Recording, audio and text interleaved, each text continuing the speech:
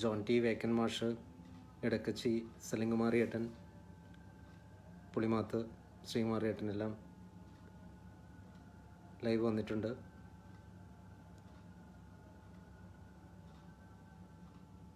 നമസ്കാരം.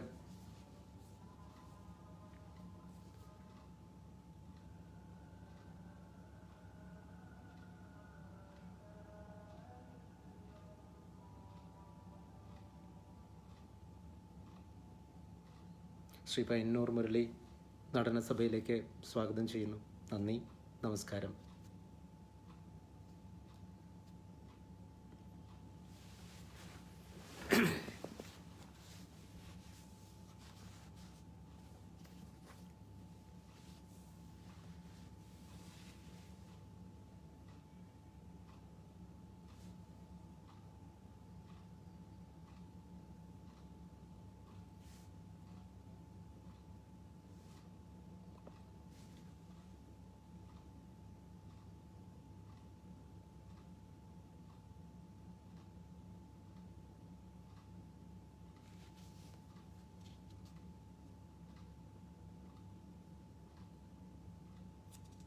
സൂരജ്, നമസ്കാരം.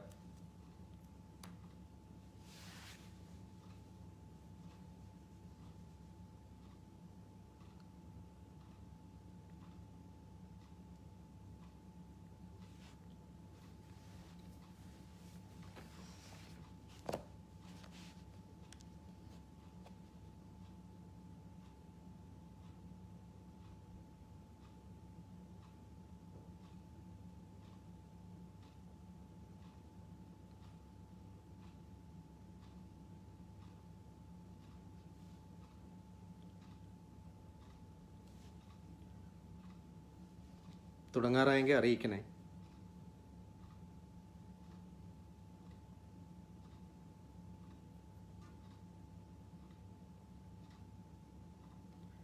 ശരി, ആരംഭിക്കാം.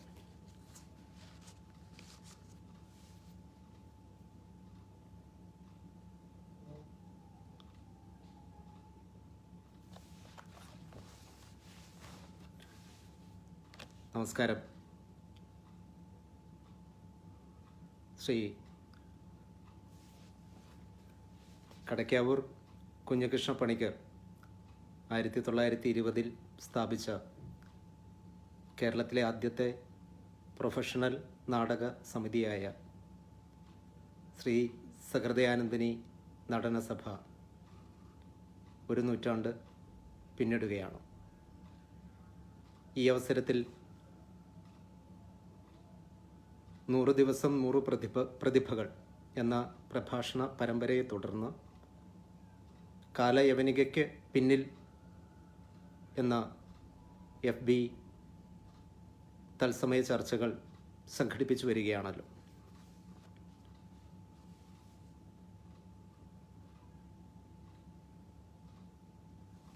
എല്ലാവരുടെയും മെസ്സേജുകൾ കാണുന്നുണ്ട്. എല്ലാവർക്കും നമസ്കാരം. അപ്പോൾ കഴിഞ്ഞ കുറച്ച് ദിവസങ്ങളായി കാലയവനികയ്ക്ക് പിന്നിൽ എന്ന FB തത്സമയ ചർച്ചകൾ സംഘടിപ്പിച്ചു വരികയാണ്. SS നടനസഭയെക്കുറിച്ച് ഞാൻ അടുത്തറിയുന്നത് പ്രമുഖ നാടക പ്രവർത്തകനും വൈക്കം തിരുനാൾ നാടകവേദിയുടെ സ്ഥാപകനും എറണാകുളം കേന്ദ്രമാക്കി പ്രവർത്തിക്കുന്ന നാടകക്കളരി പ്രസ്ഥാനത്തിൻ്റെ മുഖ്യ സംഘാടകനുമായ ശ്രീ ജോൺ ടി വേക്കനിലൂടെയാണ്.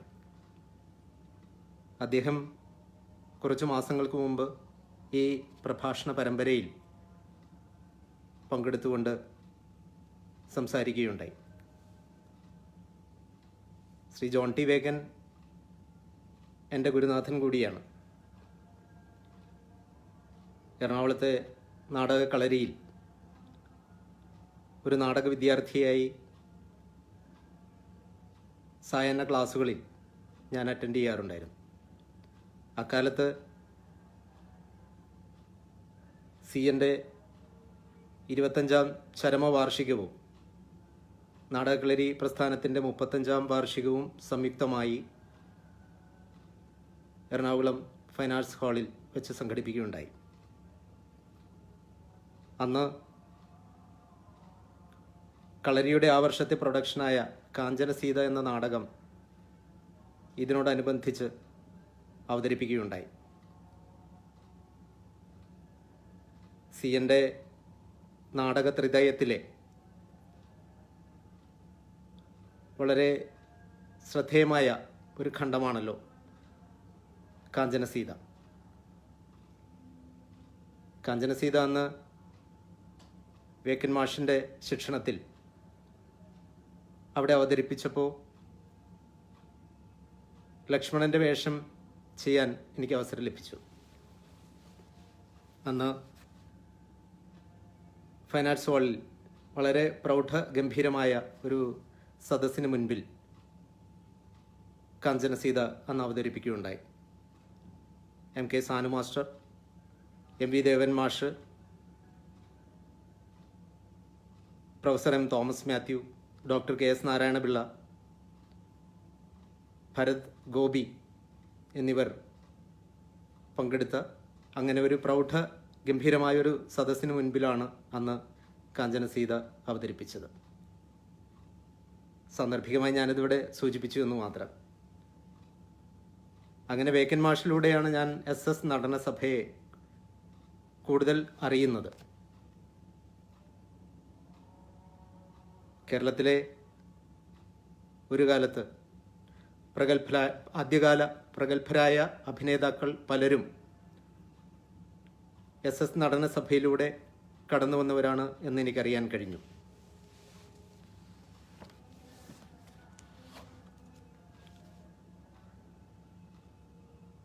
കേരളീയ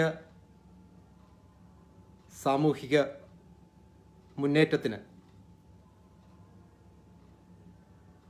മഹത്തായ സംഭാവനകൾ നൽകിയ രണ്ട് കലാരൂപങ്ങളാണല്ലോ നാടകവും കഥാപ്രസംഗവും. അതുകൊണ്ട് ഈ രണ്ട് കലകളുടെയും ചരിത്രം എന്ന് പറയുന്നത്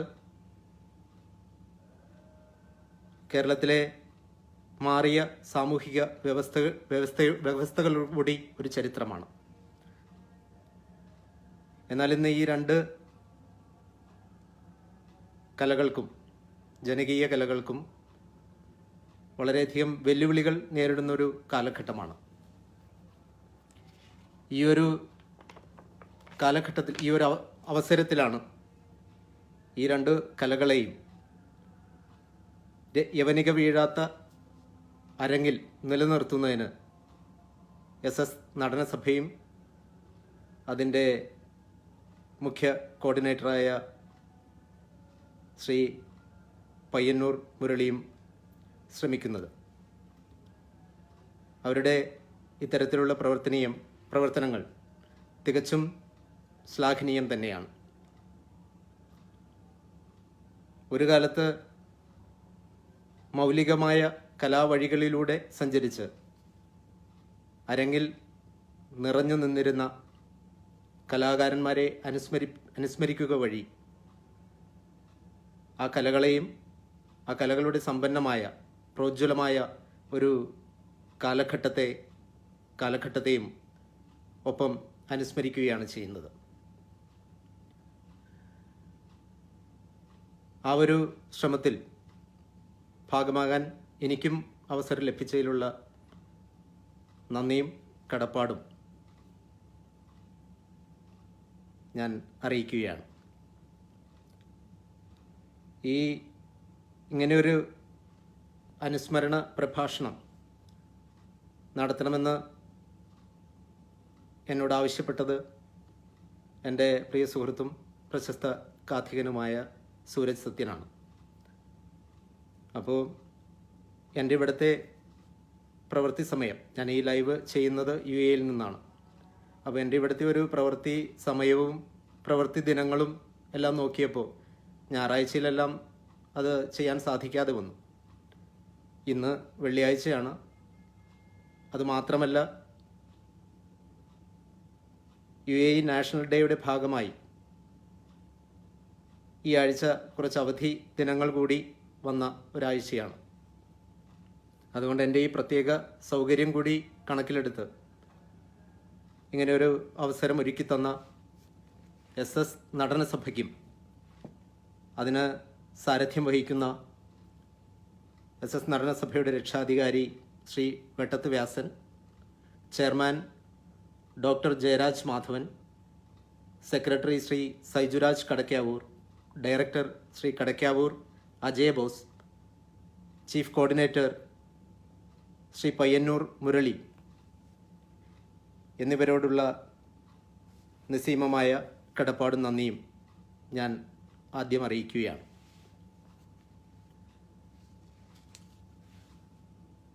നാം ഒരു ആഗോള വ്യാധിയുടെ സന്ധിതാവസ്ഥയിലൂടെ കടന്നുപോയിക്കൊണ്ടിരിക്കുകയാണ്.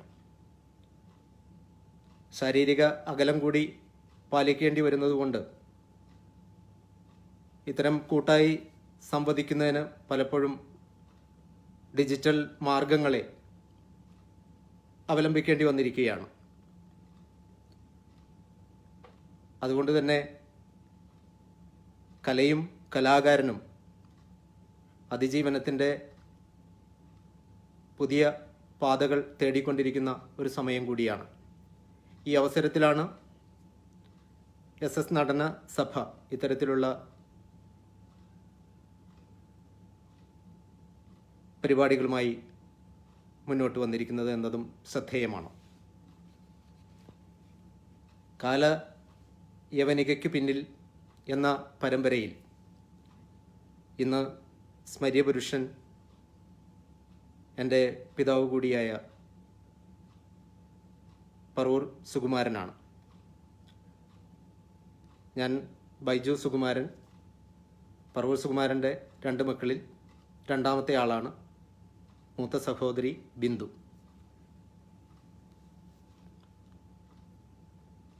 ജീവിതമെന്നാൽ ഒരാൾ ജീവിച്ചു തീർത്തതല്ല, അത് പുനരാവർത്തനം ചെയ്യുമ്പോൾ ഒരാൾ അതിൽ എന്തൊക്കെ ഓർത്തു വയ്ക്കുന്നു, എങ്ങനെയൊക്കെ ഓർത്തു വയ്ക്കുന്നു എന്നതാണ്. Living to tell the tale എന്ന ഗബ്രിയൽ ഗ്യാസ മാർക്കേഴ്സിൻ്റെ പുസ്തകത്തിൽ എഴുതിയിട്ടുള്ളതാണിത്. കലാകാരന്മാരുടെ ഒരു ജീവിതം പരിശോധിക്കുമ്പോൾ ഞാൻ ഈ പറഞ്ഞതിൻ്റെ പൊരുൾ മനസ്സിലാക്കാൻ സാധിക്കും. അവർ സഹജീവികളുടെ സുഖത്തിനും സന്തോഷത്തിനും വേണ്ടി തങ്ങളുടെ സർഗക്രിയ സർവസ്വം സമർപ്പിക്കുന്നവരാണ്. Memory is the diary that we all carry about with us എന്ന് പറഞ്ഞത് ഓസ്കാർ വൈൽഡാണ്. ആ ഓർമ്മകളുടെ വരമ്പിലൂടെ നടക്കുമ്പോൾ ഞാൻ കണ്ടതും കേട്ടതും അനുഭവിച്ചതും മറ്റുള്ളവർ പങ്കുവച്ചതുമായ കുറേ കാര്യങ്ങൾ ഇവിടെ പറയാൻ ശ്രമിക്കുകയാണ്.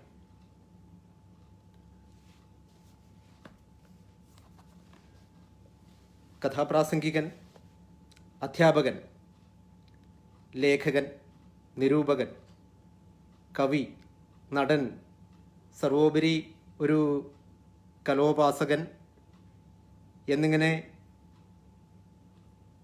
വിവിധ ദിശകളിലുള്ള ജീവിതധാര പറവൂർ സുകുമാരനിൽ സംഗമിക്കുന്നു.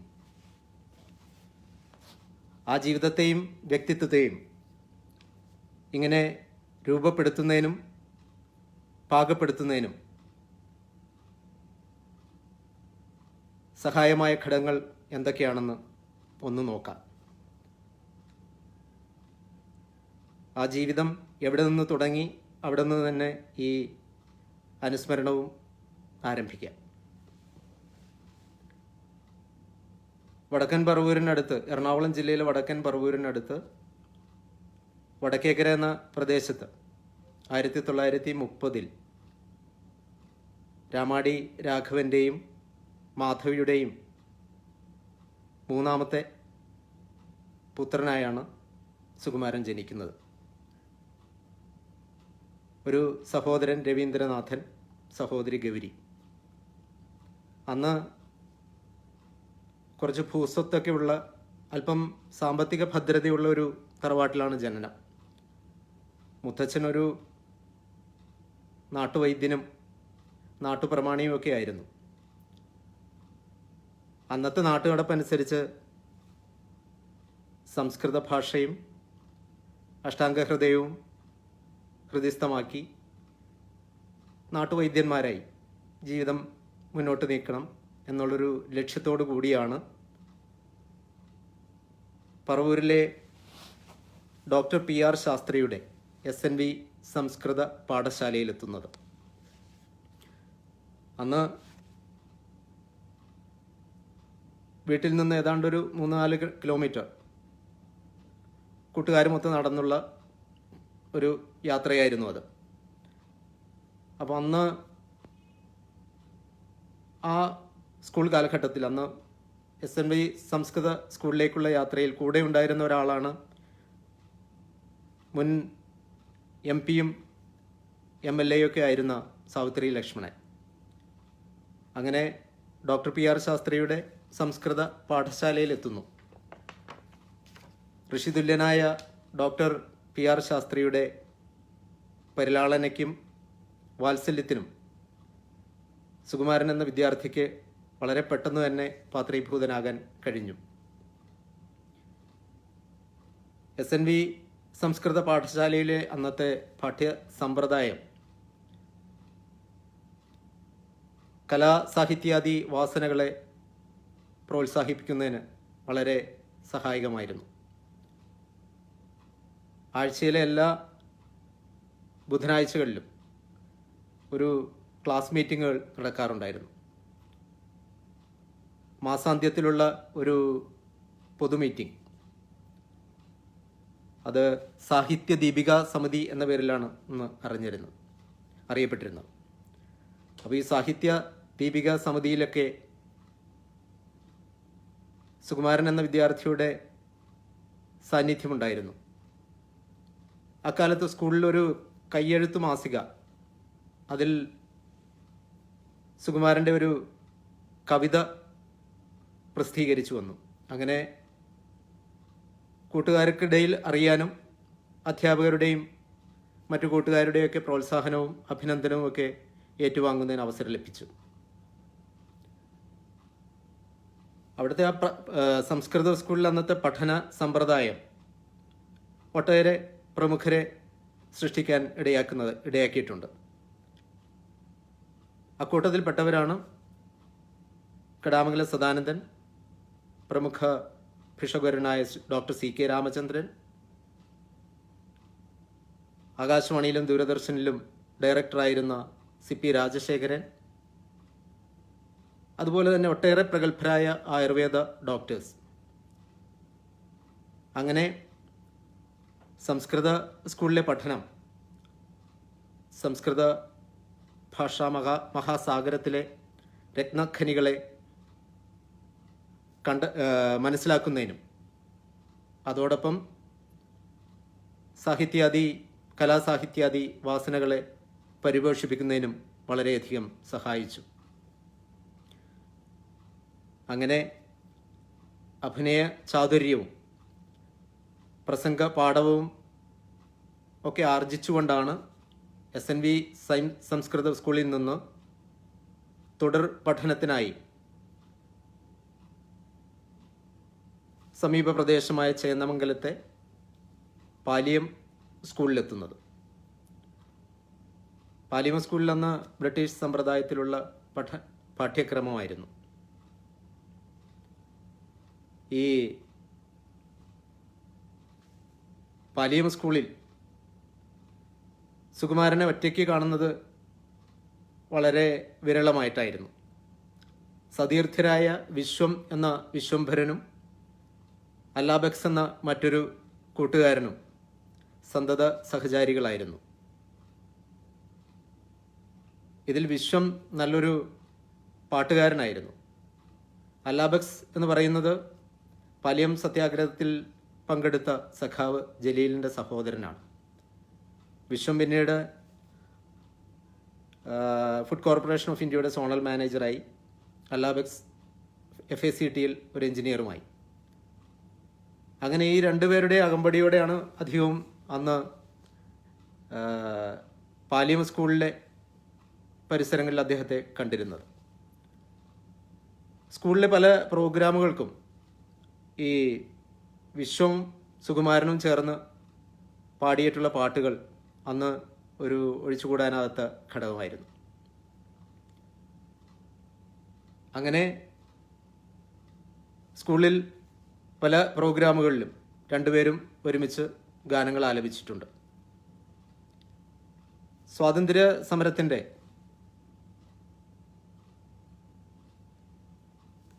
ശക്തമായ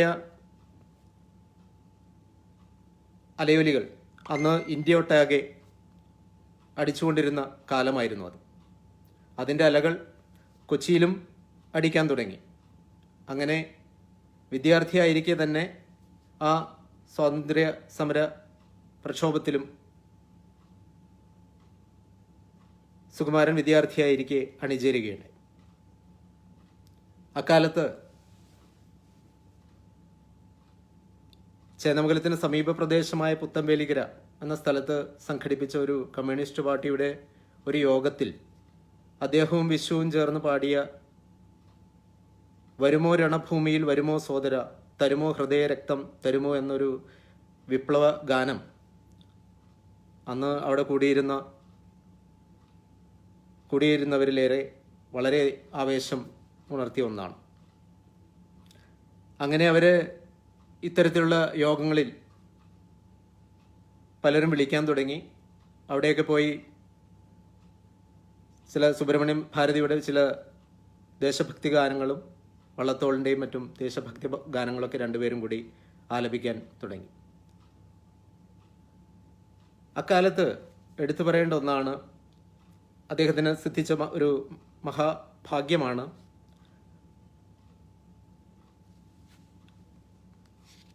ധീരനായ പത്രപ്രവർത്തകനും നിരൂപകനും ഉൽപ്പതിഷ്ണുവായ ചിന്തകനുമായ കേസരി എ ബാലകൃഷ്ണപിള്ളയെ പരിചയപ്പെടാനും അദ്ദേഹവുമായി അടുക്കാനും ലഭിച്ച ഒരവസരം. സംഭവബഹുലമായ ജീവിതത്തിൻ്റെ ഉത്തരാർത്ഥമെന്ന നിലയിൽ കേസരി എ ബാലകൃഷ്ണപിള്ള തിരുവനന്തപുരത്തു നിന്നും വടക്കം പറവൂരിലെ മാടവന പറമ്പിൽ താമസിക്കുന്ന കാലമായിരുന്നു അത്. മാടവനപ്പറമ്പ് ഈയിടെ വീണ്ടും നമ്മുടെ മനസ്സിൽ ഇടം പിടിച്ചൊരു സ്ഥലമാണല്ലോ. ന്യൂസിലൻഡിൽ ഒരു മലയാളി വനിത പ്രധാനമന്ത്രിയായപ്പോൾ. അങ്ങനെ ഈ മാടവനപ്പറമ്പിലേക്കുള്ള തുടർച്ചയായുള്ള സന്ദർശനങ്ങൾ കേസരി എന്ന വിജ്ഞാന ഭണ്ഡാകാരത്തിൽ നിന്നും അമൂല്യങ്ങളായ പല വിവരങ്ങളും അറിയുന്നതിന് അദ്ദേഹത്തിന് കഴിഞ്ഞു. അങ്ങനെ ഹൈസ്കൂൾ വിദ്യാഭ്യാസം പൂർത്തിയാക്കി. ഹൈസ്കൂൾ വിദ്യാഭ്യാസം പൂർത്തിയാക്കിയപ്പോൾ ഗുരുനാഥൻ ഡോക്ടർ PR ശാസ്ത്രിയെ സമീപിച്ച് അവിടുത്തെ പാഠശാലയിൽ ഒരു അധ്യാപകനായി ചേരുന്നതിനുള്ള താല്പര്യം പ്രകടിപ്പിച്ചു. എന്നാൽ ശാസ്ത്രി പരീക്ഷയും ഹൈസ്കൂൾ വിദ്യാഭ്യാസവും മാത്രം കൈമുതലായ ഒരാളുടെ ഭാവി അത് പ്രതികൂലമായി ബാധിക്കുമെന്ന് ആ ഗുരുനാഥൻ ഉപദേശിച്ചതുകൊണ്ട് തുടർ പഠനത്തിന് ചേരുകയാണ് ചെയ്തത്. അങ്ങനെ തുടർ പഠനത്തിന് ശേഷം തൃശ്ശൂർ ജില്ലയിലെ ഇരിങ്ങാലക്കുടയിലെ ഒരു ഹൈസ്കൂളിൽ മലയാള അധ്യാപകനായി പ്രവേശിക്കുന്നു. അങ്ങനെയാണ് ഔദ്യോഗിക ജീവിതം ആരംഭിക്കുന്നത്. ഈ ഒരു കാലഘട്ടത്തിലാണ് കഥാപ്രസംഗ കലയുടെ ഉപജ്ഞാതാവായ CA സത്യദേവനെ കാണാൻ ഇടവരുന്നത്. CA സത്യദേവൻ അന്ന്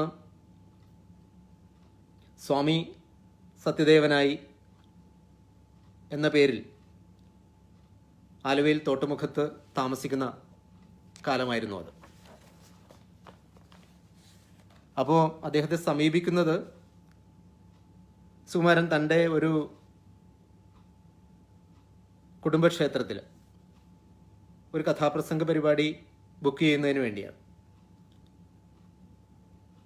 കഥാപ്രസംഗം ബുക്ക് ചെയ്യുന്നു. അദ്ദേഹം അന്ന് ദുരവസ്ഥ എന്ന കഥ അവതരിപ്പിക്കുകയും ചെയ്തു. അപ്പോൾ അന്ന് ഏതാണ്ട് CS സത്യദേവൻ കഥാപ്രസംഗം തുടങ്ങിയിട്ട് ഏതാണ്ട് ഒരു 27 വർഷം പിന്നിട്ട് കഴിഞ്ഞിരുന്നു.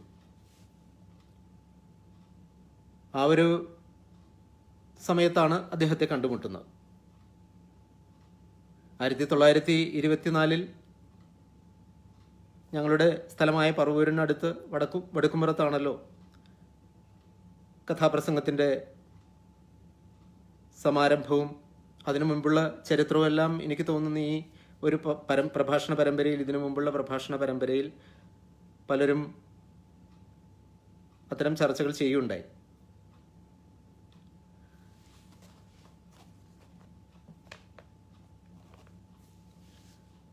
അപ്പോൾ 1924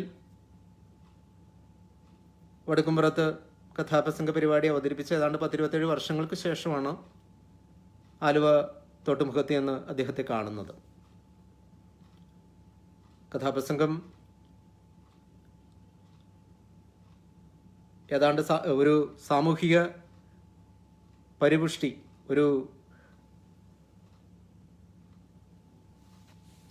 പരിഷ്കാരം ലക്ഷ്യമാക്കി, സാമൂഹിക പരിഷ്കാരം ലക്ഷ്യമാക്കി നവോത്ഥാന പ്രക്രിയകൾ ഊർജ്ജസ്വലമായി നടക്കുന്ന ഒരു കാലത്താണല്ലോ കഥാപ്രസംഗത്തിൻ്റെ ജനനം.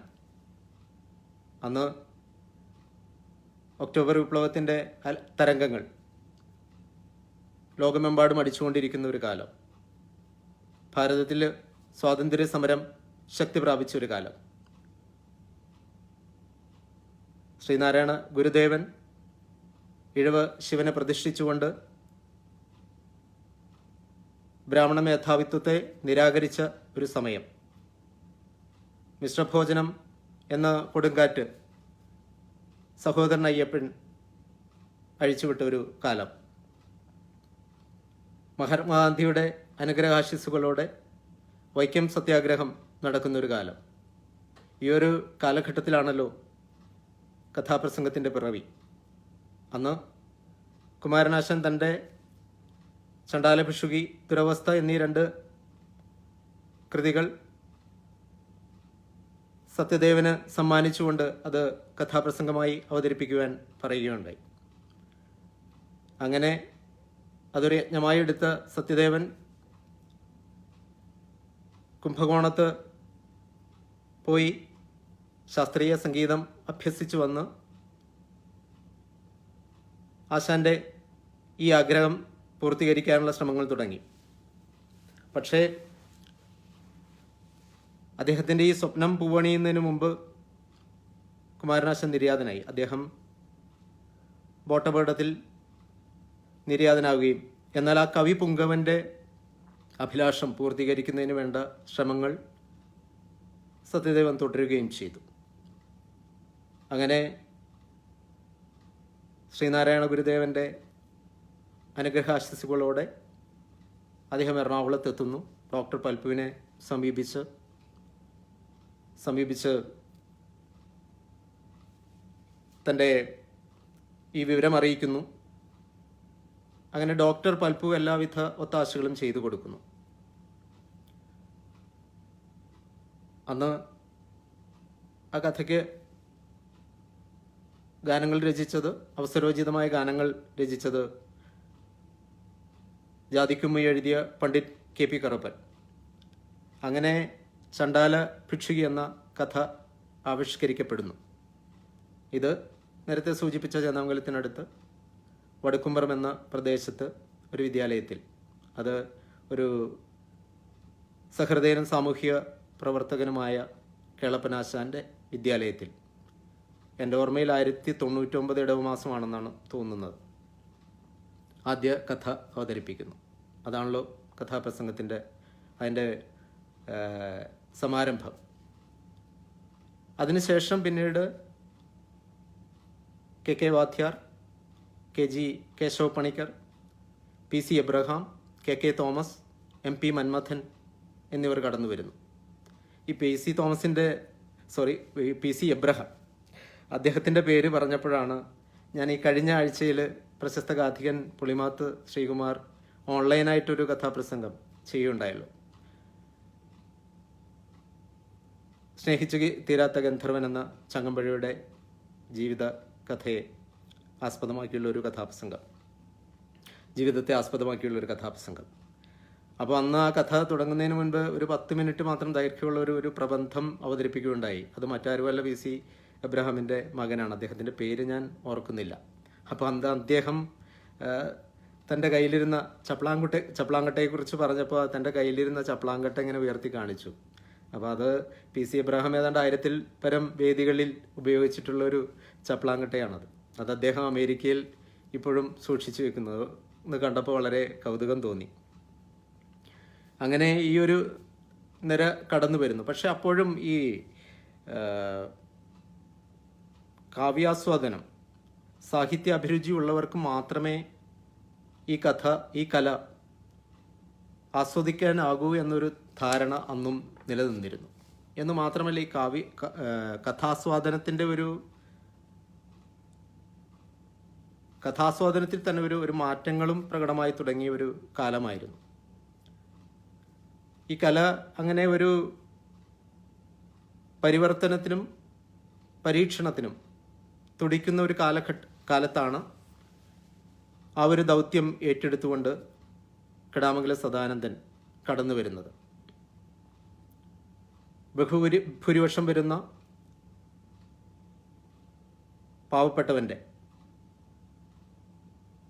പള്ളിക്കൂടത്തിൻ്റെ പടിവാതിൽ കാണാൻ ഭാഗ്യമില്ലാതെ പോയവർ, ദരിദ്രർ, അത്തരക്കാർക്ക് കൂടി ആസ്വാദ്യകരമായ രീതിയിൽ അവരുടെ പ്രശ്നങ്ങൾ കൂടി ഉൾക്കൊള്ളിച്ചുകൊണ്ട് കഥകൾ പറയാൻ തുടങ്ങിയപ്പോൾ അത് ഒരു വൻ വിജയമായി മാറി. അക്കാലം വരെ ഒരു ശ്രവ്യകല എന്ന രീതിയിൽ നിന്നിരുന്ന കഥാപ്രസംഗം അഭിനയ സാധ്യതകൾ കൊണ്ട് ദൃശ്യകലയാക്കി മാറ്റിയത് കെടാമംഗലം സദാനന്ദനാണ്. അദ്ദേഹത്തിൻ്റെ ആദ്യ കഥയായ ചങ്ങമ്പുഴയുടെ വാഴക്കുല ഇപ്പോഴും യൂട്യൂബിലെല്ലാം ആയിരക്കണക്കിന് ആളുകൾ കണ്ടുകൊണ്ടിരിക്കുകയാണ്. തൊട്ടുപുറകെയാണ് V സാംബശിവൻ്റെ വരവ്. അധ്വാനിക്കുന്ന ജനവിഭാഗങ്ങളുടെ പ്രശ്നങ്ങൾക്ക് ഊന്നൽ കൊടുത്തുകൊണ്ട് തൻ്റെ സ്വതസിദ്ധമായ ശൈലിയിൽ അദ്ദേഹം കഥകൾ അവതരിപ്പിക്കാൻ തുടങ്ങിയപ്പോൾ വളരെ പെട്ടെന്ന് തന്നെ കലാകേരളത്തിൽ അത് വമ്പിച്ച ജനപ്രീതി നേടി. കെടാമംഗലവും V സാംബശിവനും ഈ കലയിലൂടെ വളരെ പെട്ടെന്ന് ബഹുദൂരം സഞ്ചരിച്ചവരാണ്. അവരുടെ ഈ ജൈത്രയാത്രയിൽ പ്രചോദനം ഉൾക്കൊണ്ടുകൊണ്ട് വന്നൊരു തലമുറയുണ്ട്. ഒരു നീണ്ട നിര തന്നെ അന്ന് കടന്നു വന്നു. പിൽക്കാലത്ത് പ്രശസ്തരായ പല കാഥികരും അങ്ങനെ കടന്നു വന്ന ആ നിരയിൽപ്പെട്ടവരാണ്. അവരുടെ ആരുടെയും പേര് ഞാനെടുത്ത് സൂചിപ്പിക്കുന്നില്ല, കാരണം ആരെങ്കിലും വിട്ടുപോവുകയാണെങ്കിൽ ആ മൺമറഞ്ഞ പ്രതിഭകളോട് ചെയ്യുന്ന അനാദരവായി പോകും എന്നതുകൊണ്ട് ഞാൻ പേര് സൂചിപ്പിക്കുന്നില്ല. ആ ഒരു നിരയിൽ ചേർത്ത് വയ്ക്കാവുന്നൊരു പേരാണ് പറവൂർ സുകുമാരൻ്റേത്. അങ്ങനെ 1952 തൻ്റെ ജന്മസ്ഥലമായ വടക്കേക്കരയിൽ മാച്ചാന്തുരുത്ത് എന്ന് പറയുന്ന പ്രദേശത്ത് YMA എന്ന് പറയുന്ന ഒരു യുവജന സംഘടനയുണ്ടായിരുന്നു. എനിക്ക് തോന്നുന്നു അതിപ്പോഴും പ്രവർത്തിക്കുന്നുണ്ട്. YMAയുടെ ഒരു വാർഷികത്തിന്, അതിന് തൊട്ട് മുൻപുള്ള വർഷം അതിൻ്റെ വാർഷികത്തിനൊരു വിൽപ്പാട്ട് തയ്യാറാക്കി കൊടുത്തത് പറവൂർ സുകുമാരനാണ്. അപ്പോൾ അടുത്ത വർഷം വന്നപ്പോൾ അതിലൊരു ഉപകഥയായിട്ട് അന്ന് ചണ്ടാല ഭിക്ഷുകയും അവതരിപ്പിക്കുകയുണ്ടായി. അപ്പോൾ അങ്ങനെ നാട്ടുകാരുടെയും അടുത്ത സുഹൃത്തുക്കളുടെയും എല്ലാം ആവശ്യപ്രകാരം ആ അടുത്ത വർഷം ചണ്ടാല ഭിക്ഷുകി ഒരു കഥാപ്രസംഗമായി ആവിഷ്കരിച്ചുകൊണ്ട് ഈ YMA എന്ന് പറയുന്ന ക്ലബിൻ്റെ വാർഷികത്തിന് അവതരിപ്പിച്ചു. അതന്ന് കേട്ടിരുന്നവർക്കെല്ലാം വളരെ നന്നായിട്ട് നല്ലൊരു അനുഭവമായിരുന്നു. അങ്ങനെ തുടർന്നും ഇത് പറയുന്നതിന് പലരും പ്രോത്സാഹിപ്പിച്ചു. അക്കൂട്ടത്തിൽ ഒരാളുടെ പേര് ഞാൻ എടുത്ത് പറയുന്നത്, ആ പ്രദേശത്തെ ഒരു പ്രശസ്ത കുടുംബത്തിലെ മേമന എന്ന് പറയുന്ന ഒരു കുടുംബത്തിലെ മേമന രാമചന്ദ്രൻ എന്നൊരു വ്യക്തി ഉണ്ടായിരുന്നു. പക്ഷെ ഒരുപക്ഷെ അദ്ദേഹത്തെ പലരും അറിയുന്നുണ്ടാകാം. കാര്യം വളരെ പരപ്പേറിയ ഒരു വായനയും അതൊക്കെ വളരെയധികം പുസ്തകങ്ങൾ വായിച്ചിട്ടുള്ളൊരു വ്യക്തിയാണ് അദ്ദേഹം. അപ്പോൾ അദ്ദേഹം എല്ലാം പ്രോത്സാഹിപ്പിച്ചു ഈ കഥാപ്രസംഗം തുടർന്നും അവതരിപ്പിക്കുന്നതിന് വേണ്ടി. അങ്ങനെയാണ് അടുത്ത വർഷം ദുരവസ്ഥ അവതരിപ്പിക്കുന്നത്. പിന്നീട് ഉള്ള വർഷമാണ് കരുണ അവതരിപ്പിക്കുന്നത്. ഈ കരുണയുടെ അവതരണത്തിന് മുൻപ് അന്ന് ടാഗോറിൻ്റെ ലോട്ടസ് ഗേൾ അവതരിപ്പിച്ചുകൊണ്ട് ആമുഖമായി അവതരിപ്പിച്ചുകൊണ്ടാണ് കരുണ എന്ന കഥയിലേക്ക് കടന്നിരുന്നത്.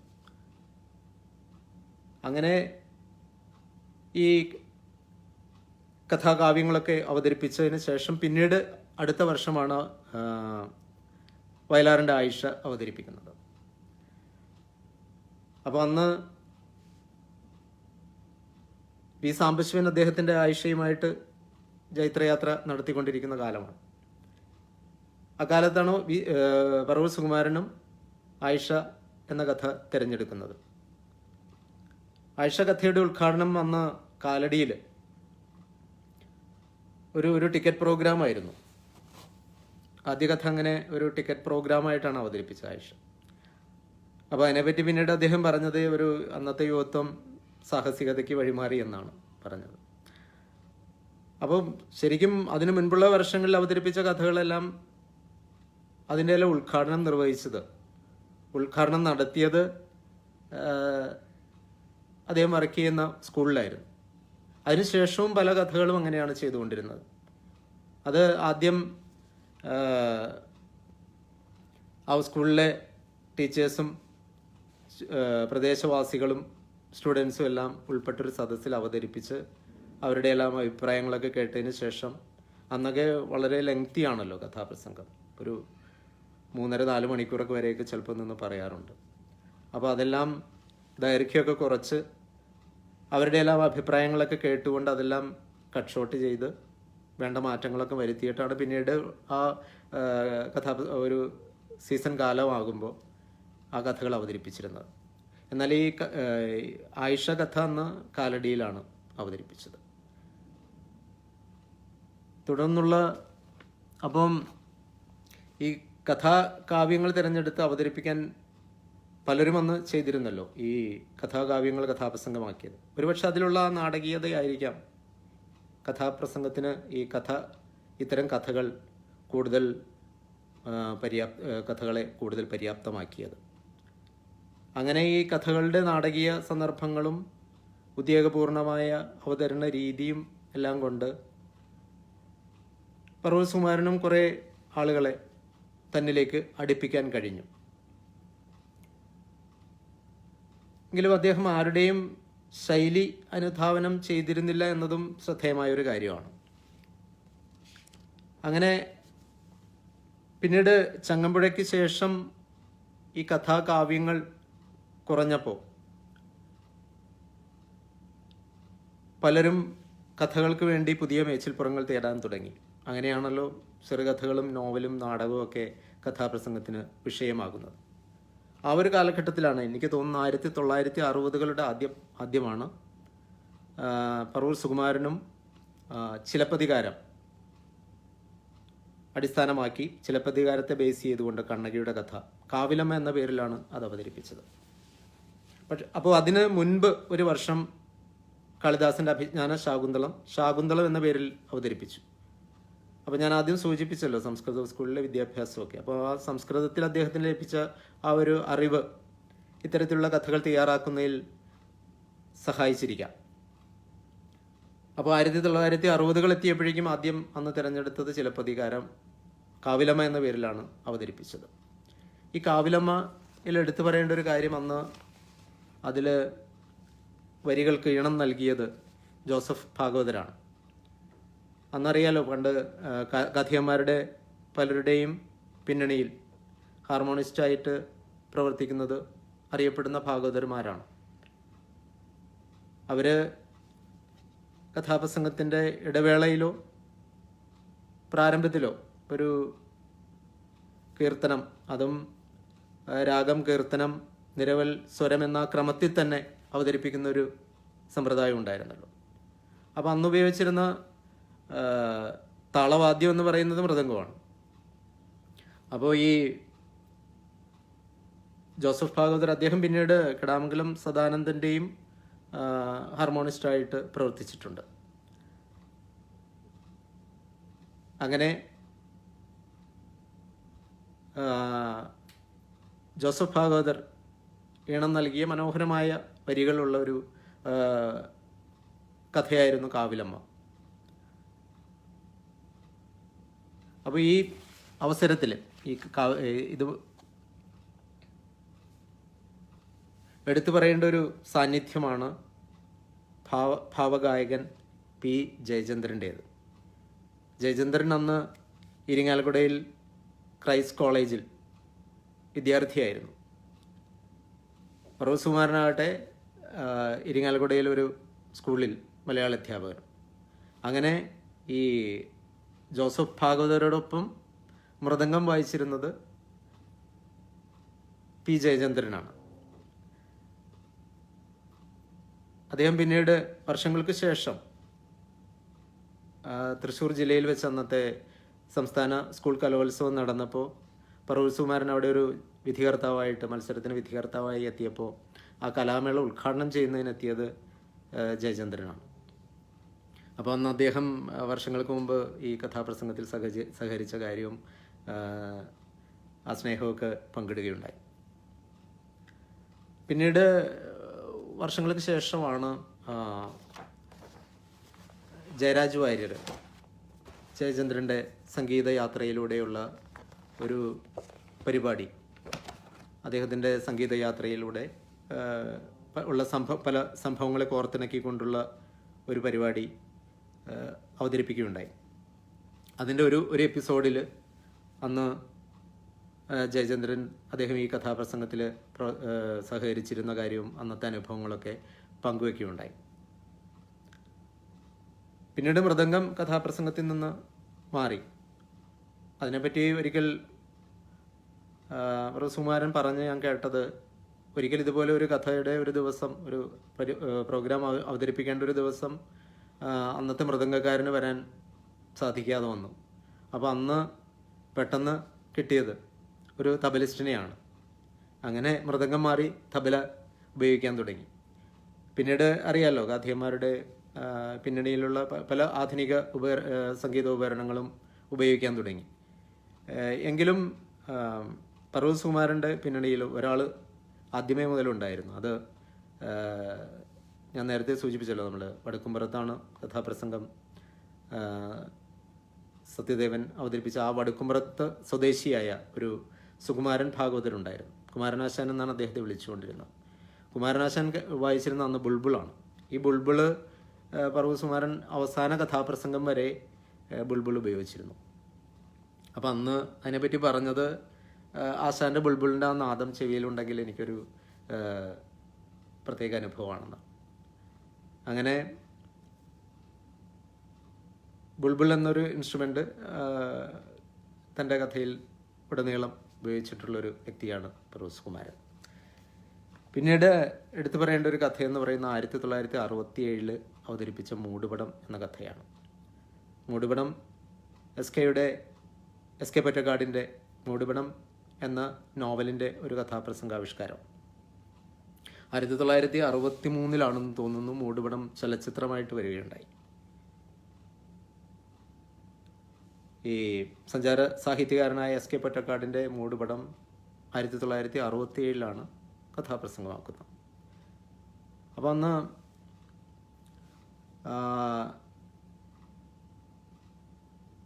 ഈ എസ് കെ പൊറ്റക്കാടുമായിട്ട് നല്ലൊരു വ്യക്തിബന്ധം പുലർത്തിയിരുന്നതായിട്ടാണ് ഞാൻ മനസ്സിലാക്കുന്നത്. കാരണം അദ്ദേഹം ആ കാലത്തൊക്കെ അയച്ചിട്ടുള്ള പല എഴുത്തുകളും ഇന്നും പറവൂരിലെ ഞങ്ങളുടെ വീട്ടിൽ സൂക്ഷിച്ചു വെച്ചിട്ടുണ്ട്. അപ്പോൾ അങ്ങനെ ഈ കഥ തിരഞ്ഞെടുക്കുന്നു. 1980 എസ് കെ പൊറ്റക്കാടിന് ജ്ഞാനപീഠം അവാർഡ് ലഭിക്കുന്നത്. അപ്പോൾ അതിനെ തുടർന്ന് പറവൂരിൽ ഒരു വലിയൊരു സാംസ്കാരിക പരിപാടി സംഘടിപ്പിക്കുകയും സ്വീകരണം ഒക്കെ ഒരുക്കുകയൊക്കെ ചെയ്തെങ്കിലും അദ്ദേഹത്തിന് അതിൽ സംബന്ധിക്കാൻ കഴിയാതെ വന്നു. എസ് കെ പൊറ്റക്കാടിന് അനാരോഗ്യം മൂലം ആ സമ്മേളനത്തിലെത്താൻ കഴിഞ്ഞില്ല. ഈ 1967 ഇറങ്ങിയ മൂടുപടം എന്ന കഥയിൽ എടുത്തു പറയേണ്ട മറ്റൊരു കാര്യം, അതിൻ്റെ ഗാനങ്ങൾ രചിച്ചത് വയലാർ രാമവർമ്മയാണ്. അതന്ന് ചേർത്തലയിലൊരു കഥാപ്രസംഗ പരിപാടി അവതരിപ്പിക്കുന്നതിന് പോയപ്പോൾ അന്നേ ദിവസം ചേർത്തല TBയിൽ തങ്ങുകയും പ്രോഗ്രാമിന് ശേഷം TBയിൽ തങ്ങുകയും അന്ന് വളരെ വൈകി അവിടെ എത്തിയ വയലാർ വിശ്രമിച്ചതിന് ശേഷം പുലർച്ചെ വെളുപ്പിന് എഴുന്നേറ്റിരുന്ന് എഴുതി കൊടുത്ത പാട്ടുകളാണ് മൂടുപടത്തിലേത്. അങ്ങനെ മൂടുപടം എന്ന കഥ SK പൊറ്റക്കാടിൻ്റെയും വയലാർ രാമവർമ്മയുടെയും അങ്ങനെ ലബ്ധപ്രതിഷ്ഠരായ രണ്ട് കൃതഹസ്ഥരുടെ ഒരു സമഞ്ജസമായ സമ്മേളനമാണ്. ആ കഥയിലെ ഗാനങ്ങൾക്ക് ഈണം നൽകിയത് പിന്നീട് അക്കാലത്ത് ഹാർമോണിസ്റ്റായിരുന്ന KS വെങ്കടേശൻ മാഷാണ്. KS വെങ്കടേശൻ മാഷ് ഒരു സംഗീതാധ്യാപകനായിരുന്നു. അദ്ദേഹം ചെറായിലെ സഹോദരൻ അയ്യപ്പൻ സ്കൂളിൽ സംഗീതാധ്യാപകനായിരുന്നു. പിന്നീടുള്ള കാലം മുഴുവൻ പ്രൊഫസർ സുകുമാരൻ്റെ ഹാർമോണിസ്റ്റായിട്ട് പ്രവർത്തിച്ചത് KS വെങ്കടേശൻ മാഷാണ്. അങ്ങനെ അദ്ദേഹം നൽകിയ മനോഹരമായ ഈണമായിരുന്നു ആ മൂടുപടം കഥയിലേത്. ഈ ജോസഫ് ഭാഗവതർക്ക് ശേഷം ഇടക്കാലത്ത് ഈ വെങ്കടേശൻ മാഷ് എത്തുന്നതിന് മുൻപ് വെങ്കടേശൻ മാഷും പിന്നീട് കുറച്ചു കാലം കടാമംഗല സദാനന്ദൻ മാസ്റ്ററുടെ കൂടെ പ്രവർത്തിച്ചിട്ടുണ്ട്. ഈ ജോസഫ് ഭാഗവതർ വരുന്നതിന് ശേഷം കുറച്ചു കാലം വർഗീസ് ഭാഗവതർ എന്നൊരു ഹാർമോണിസ്റ്റ് പർവ്വതകുമാരൻ്റെ കൂടെ പ്രവർത്തിച്ചിട്ടുണ്ട്. ഈ വർഗീസ് ഭാഗവതർ ഒരു പക്ഷേ അറിയുമായിരിക്കും. അദ്ദേഹം പിന്നീട് കടവൂർ ബാലൻ എന്ന് പറയുന്ന പ്രശസ്ത കാഥികൻ്റെ ഹാർമോണിസ്റ്റായിട്ട് പ്രവർത്തിച്ചിട്ടുണ്ട്. പിന്നീട് കൂടുതൽ വേദികളിൽ അവതരിപ്പിച്ച മറ്റൊരു കഥ സ്വർഗവും നരകവും എന്നൊരു കഥയാണ്. അത് K. സുരേന്ദ്രൻ്റെ താളം, മയ്യനാട് ദാമോദരൻ്റെ ഇതോ ജീവിതം എന്നീ രണ്ട് നോവലുകളുടെ ഒരു ഭാഗങ്ങൾ ചേർത്തിട്ടുള്ളൊരു കഥാപ്രസംഗമായിരുന്നു.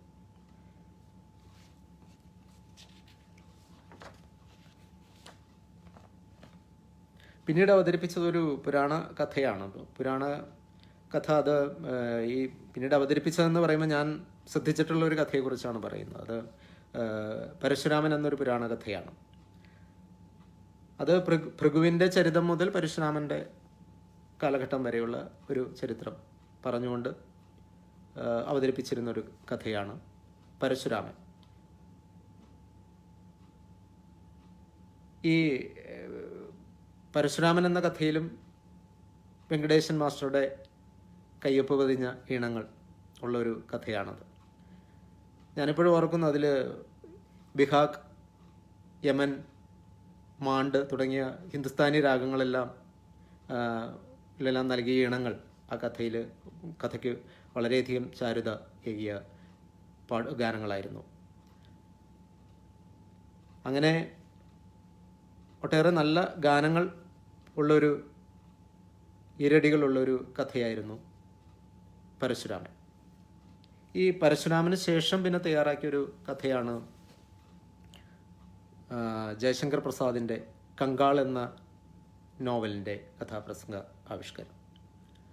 കങ്കാൾ എന്ന് പറഞ്ഞാൽ സ്കെൽട്ടർ എന്നർത്ഥം. ജയശങ്കർ പ്രസാദ് ഹിന്ദി സാഹിത്യത്തിലെ മോഡേൺ ഹിന്ദി ലിറ്ററേച്ചറിൽ നിന്ന് മാത്രമല്ല ഹിന്ദി തിയേറ്ററിലും വേണ്ടിയും മഹത്തായ സംഭാവനകൾ നൽകിയൊരു എഴുത്തുകാരനാണ്. അദ്ദേഹത്തിൻ്റെ കങ്കാൾ എന്ന നോവൽ സ്ത്രീ എന്ന പേരിലാണ് കഥാപ്രസംഗമാക്കിയത്. അതന്ന് ഈ വളരെയധികം സാമൂഹിക വിമർശനം, നിശ്ചിതമായ സാമൂഹിക വിമർശനം ആ കഥയിലൂടെ പ്രൊഫസർ സുകുമാരൻ നടത്തിയിരുന്നു. ആ കഥ എന്ന് പറയുന്നത് ഒരു മതത്തിൻ്റെ മൊറാലിറ്റിയും അതുകൊണ്ടൊരു പെൺകുട്ടിക്ക് നേരിടേണ്ടി വന്ന പീഡനങ്ങളും അസാൻമാർഗീയതയും സമൂഹത്തിൻ്റെ പുഴുക്കുത്തുകളും എല്ലാം വിവരിക്കുന്നൊരു കഥയായിരുന്നു. അതുകൊണ്ട് തന്നെ ആ കഥയിലെ പല സന്ദർഭങ്ങളിലും നിശിതമായ ഒരു സാമൂഹിക വിമർശനം അദ്ദേഹം നടത്തിയിരുന്നു. ഇപ്പോൾ നമ്മുടെ ദേശീയ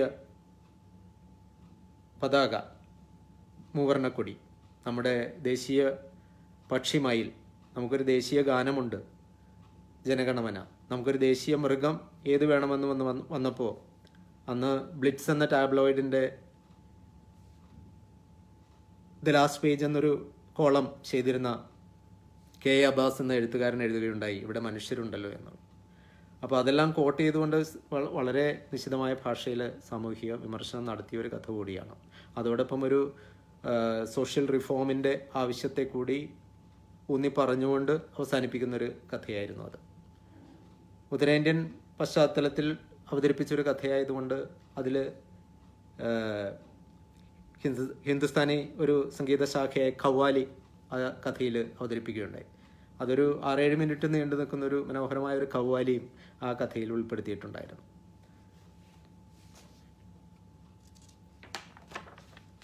പിന്നീട് ആൽബർട്ട് ക്യാമുവിൻ്റെ ഒരു പ്രശസ്ത നോവലായ ദി ഔട്ട്സൈഡർ, ദി സ്ട്രേഞ്ചർ എന്ന നോവൽ കഥാപ്രസംഗമാക്കാൻ ഒരു ശ്രമം നടത്തുകയുണ്ടായി. പിന്നീട് എന്തുകൊണ്ട് ആ ഉദ്യമത്തിൽ നിന്ന് പിന്മാറുകയാണ് ഉണ്ടായത്. എനിക്ക് തോന്നുന്നു ഈ എക്സിസ്റ്റൻഷ്യലിസം, അബ്സൈഡിസം തുടങ്ങിയ ചിന്താധാരകളിൽ ഊന്നിയുള്ളൊരു പ്രമേയമായതുകൊണ്ടാണോ എന്നറിയില്ല, ആ ശ്രമം, ആ ഒരു കഥ അങ്ങനെ അവതരിപ്പിച്ചില്ല, അതിൻ്റെ രചന മുഴുവിപ്പിച്ചില്ല എന്നാണ് സത്യം.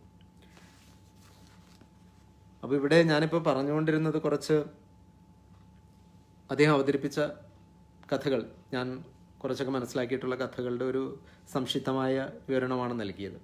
അങ്ങനെ ഏതാണ്ടൊരു 35 വർഷം കൊണ്ട് ഒരു 30ഓളം കഥകൾ അവതരിപ്പിച്ചിരുന്നു. അതിൽ അധികവും രചനയും എല്ലാം നിർവഹിച്ചത് അദ്ദേഹം തന്നെയാണ്. ഈ 35 വർഷക്കാലത്തിനിടയിൽ കേരളത്തിൻ്റെ പല ഭാഗങ്ങളിലും അദ്ദേഹം കഥാപ്രസംഗം അവതരിപ്പിക്കുകയുണ്ടായി. പക്ഷേ എങ്കിലും ഈ ഇരിങ്ങാലക്കുടയിലെ ഔദ്യോഗിക ജീവിതം കൊണ്ടാണോ എന്നറിയില്ല, അധികവും തൃശ്ശൂരും പാലക്കാടും മുതൽ അങ്ങോട്ട് വടക്കോട്ടുള്ള ഭാഗത്താണ് അധികവും അക്കാലങ്ങളിൽ കഥാപ്രസംഗങ്ങൾ അവതരിപ്പിച്ചുകൊണ്ടിരുന്നത്. ഈ വടക്കേ മലബാറിൽ നീലേശ്വരം, പയ്യന്നൂർ ഈ ഭാഗത്തു നിന്നൊക്കെ അന്ന് പല പ്രാവശ്യം പ്രോഗ്രാംസ് അവതരിപ്പിച്ചിട്ടുണ്ട്.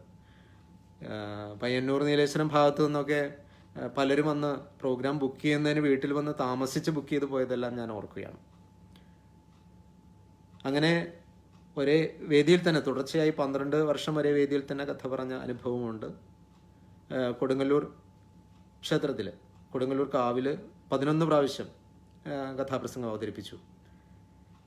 അതുമാത്രമല്ല കേരളത്തിന് വെളിയിൽ ഒരു 3-4 വട്ടം ഉത്തരേന്ത്യൻ പര്യടനം നടത്തുകയുണ്ടായി. അന്ന് 1-2 പരിപാടി അവതരിപ്പിക്കുന്നതിന് വേണ്ടിയല്ല പോയിക്കൊണ്ടിരുന്നത്, അതൊരു പര്യടനമായിരുന്നു. അത് ഞാൻ മനസ്സിലാക്കിയിടത്തോളം ഈ ത്രിപുര, ആസാം, മണിപ്പൂർ തുടങ്ങിയ കുറച്ച് വടക്കിഴക്കൻ സംസ്ഥാനങ്ങൾ ഒഴികെ മറ്റെല്ലായിടത്തുമുള്ള പ്രമുഖ മലയാളി കേന്ദ്രങ്ങളിലെല്ലാം പോയി കഥ പറഞ്ഞിട്ടുണ്ട്. അത് ഞാൻ നേരത്തെ സൂചിപ്പിച്ച വിശ്വംഭരൻ, അദ്ദേഹം അന്ന് ഫുഡ് കോർപ്പറേഷൻ ഓഫ് ഇന്ത്യയിൽ വർക്ക് ചെയ്യുന്ന കാലത്ത് ഇന്ത്യയുടെ പല ഭാഗങ്ങളിലും അദ്ദേഹം വർക്ക് ചെയ്തിട്ടുണ്ട്. അങ്ങനെ അദ്ദേഹം ക്ഷണിച്ച് പലയിടത്തും പോയി കഥ പറഞ്ഞിട്ടുണ്ട്. മറ്റൊന്നൊരു തൃശ്ശൂർക്കാരനൊരു RG ദാസ് കഴിയമ്പുറം എന്ന് പറഞ്ഞൊരു റെയിൽവേയിലൊരു ഉദ്യോഗസ്ഥനായിരുന്നു അദ്ദേഹം, പിന്നീട് ഒരു റെയിൽവേ കോൺട്രാക്ടറും ആയിരുന്നു. അങ്ങനെ അദ്ദേഹത്തിന് ഈ പല മലയാളി കേന്ദ്രങ്ങളുമായി, മലയാളി അസോസിയേഷനുകളുമായി അന്ന് വളരെ അടുത്ത ബന്ധം പുലർത്തിയിരുന്നു. അങ്ങനെ ഇവരുടെയൊക്കെ ആയിട്ടുള്ളൊരു അടുപ്പം കൊണ്ടായിരിക്കാം പലവട്ടം ഈ നോർത്ത് ഇന്ത്യൻ പര്യടനങ്ങൾ നടത്തിയിട്ടുണ്ട്. ഒരുപക്ഷെ അതൊരു എന്നെ കേട്ടുകൊണ്ടിരിക്കുന്ന കഥകരൊക്കെ ഈ എല്ലാവരുടെയും ഒരു സ്വപ്നമാണല്ലോ ഈ ഒരു അന്നത്തെ കാലത്ത് ബോംബെയിലെ ഷൺമുഖാനന്ദ ഹാളിലൊരു പ്രോഗ്രാം അവതരിപ്പിക്കുക. അങ്ങനെ ആ ഷൺമുഖാനന്ദ ഹാളിൽ പലവട്ടം കഥാപ്രസംഗം അവതരിപ്പിച്ചിട്ടുണ്ട്. സയൻ ഗോളിവാഡ തുടങ്ങിയ ബോംബെയിലെ പല മലയാളി കേന്ദ്രങ്ങളിലും.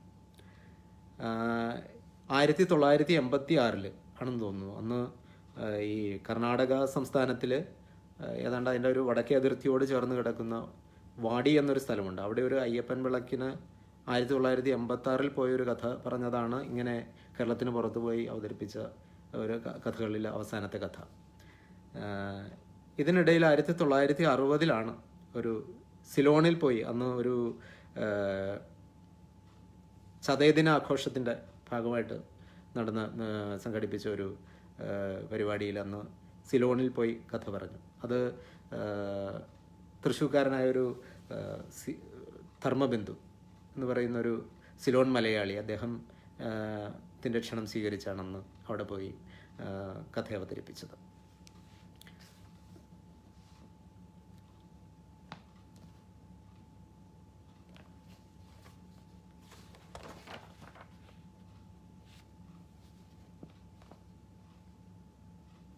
അങ്ങനെ കേരളത്തിലും ഇന്ത്യയുടെ മറ്റു പല ഭാഗങ്ങളിലും ഏതാണ്ട് 35 വർഷക്കാലം കഥാപ്രസംഗം അവതരിപ്പിച്ചു.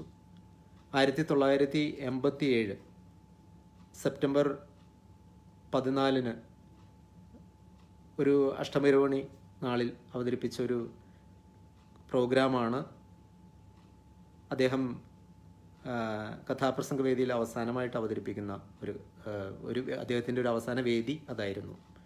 പിന്നീട് അനാരോഗ്യം മൂലം ഡോക്ടറുടെ ഉപദേശമനുസരിച്ച് ഹൃദയ സംബന്ധമായ ചില പ്രശ്നങ്ങളൊക്കെ കണ്ടു തുടങ്ങിയപ്പോൾ ഡോക്ടറുടെ ഉപദേശം മൂലം വേദിയിൽ നിന്ന് പിൻവാങ്ങിയെങ്കിലും തനിക്കിഷ്ടപ്പെട്ട മേഖലയായ കലയും സാഹിത്യവുമായിട്ട് തന്നെ കർമ്മനിരതനായി തുടർന്നു.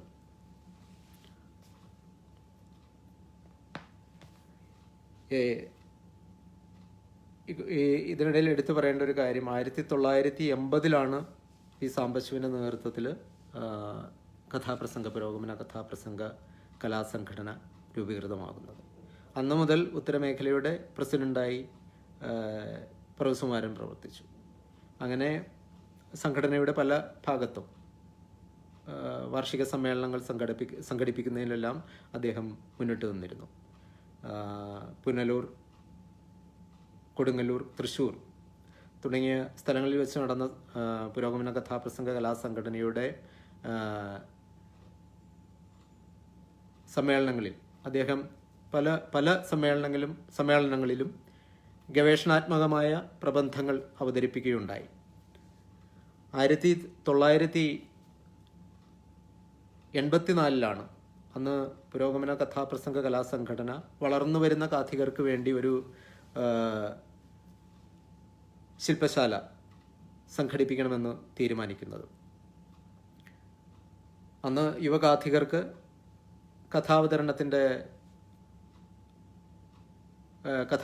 അവതരണത്തെക്കുറിച്ചുള്ള കാര്യങ്ങൾ പറഞ്ഞു കൊടുക്കുന്നതിനും അവരെ പഠിപ്പിക്കുന്നതിനും പുതിയൊരു കഥ തയ്യാറാക്കി കൊടുക്കുന്നതിനും കൂടി വേണ്ടിയാണ് ആ ശില്പശാല അന്ന് സംഘടിപ്പിച്ചത്. അന്ന്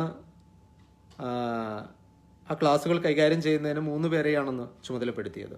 ഒന്ന് വി സാംബശിവൻ, 2 കടാമംഗല സദാനന്ദൻ, 3ാമത് ഒരു വ്യക്തി പറവൂർ സുകുമാരനായിരുന്നു. വി സാംബശിവൻ അന്ന് വിശ്വസാഹിത്യത്തെ ആസ്പദമാക്കിയുള്ള ക്ലാസ് എടുക്കുകയും ഒരു വിശ്വസാഹിത്യത്തിലെ ഒരു കഥ സനാറ്റയാണെന്ന് തോന്നുന്നു അദ്ദേഹം അന്ന് തയ്യാറാക്കി. ആ കഥയാണ് ആ ശില്പശാലയിൽ പങ്കെടുത്ത വിദ്യാർത്ഥികളെ പഠിപ്പിച്ചത്. പുരാണ കഥകളെ ആസ്പദമാക്കിയാണ് കടാമംഗല സദാനന്ദൻ മാസ്റ്റർ ക്ലാസ് എടുത്തത്. പറവൂർ സുകുമാരൻ്റേത് മലയാള സാഹിത്യത്തെ അടിസ്ഥാനമാക്കിയുള്ളൊരു ക്ലാസ്സും ഒരു സാമൂഹിക കഥയുമായിരുന്നു. അന്ന് ഈ കഥകളെല്ലാം ഒരു കഥ അവതരിപ്പിക്കുന്നതും അതിൻ്റെ എല്ലാ വശങ്ങളെക്കുറിച്ച് ശില്പശാലയിൽ പങ്കെടുത്തവർക്ക് അറിവ് പകർന്നു കൊടുക്കുന്നതോടൊപ്പം ഒരു കഥയും ഒരു 2-2.5 മണിക്കൂർ ലെങ്ത്തുള്ളൊരു കഥയും അന്ന് തയ്യാറാക്കി അവരെ ഒരു കഥയും പഠിപ്പിച്ചിട്ടാണ് ആ ശില്പശാലയിൽ നിന്ന് പറഞ്ഞു വിട്ടത്.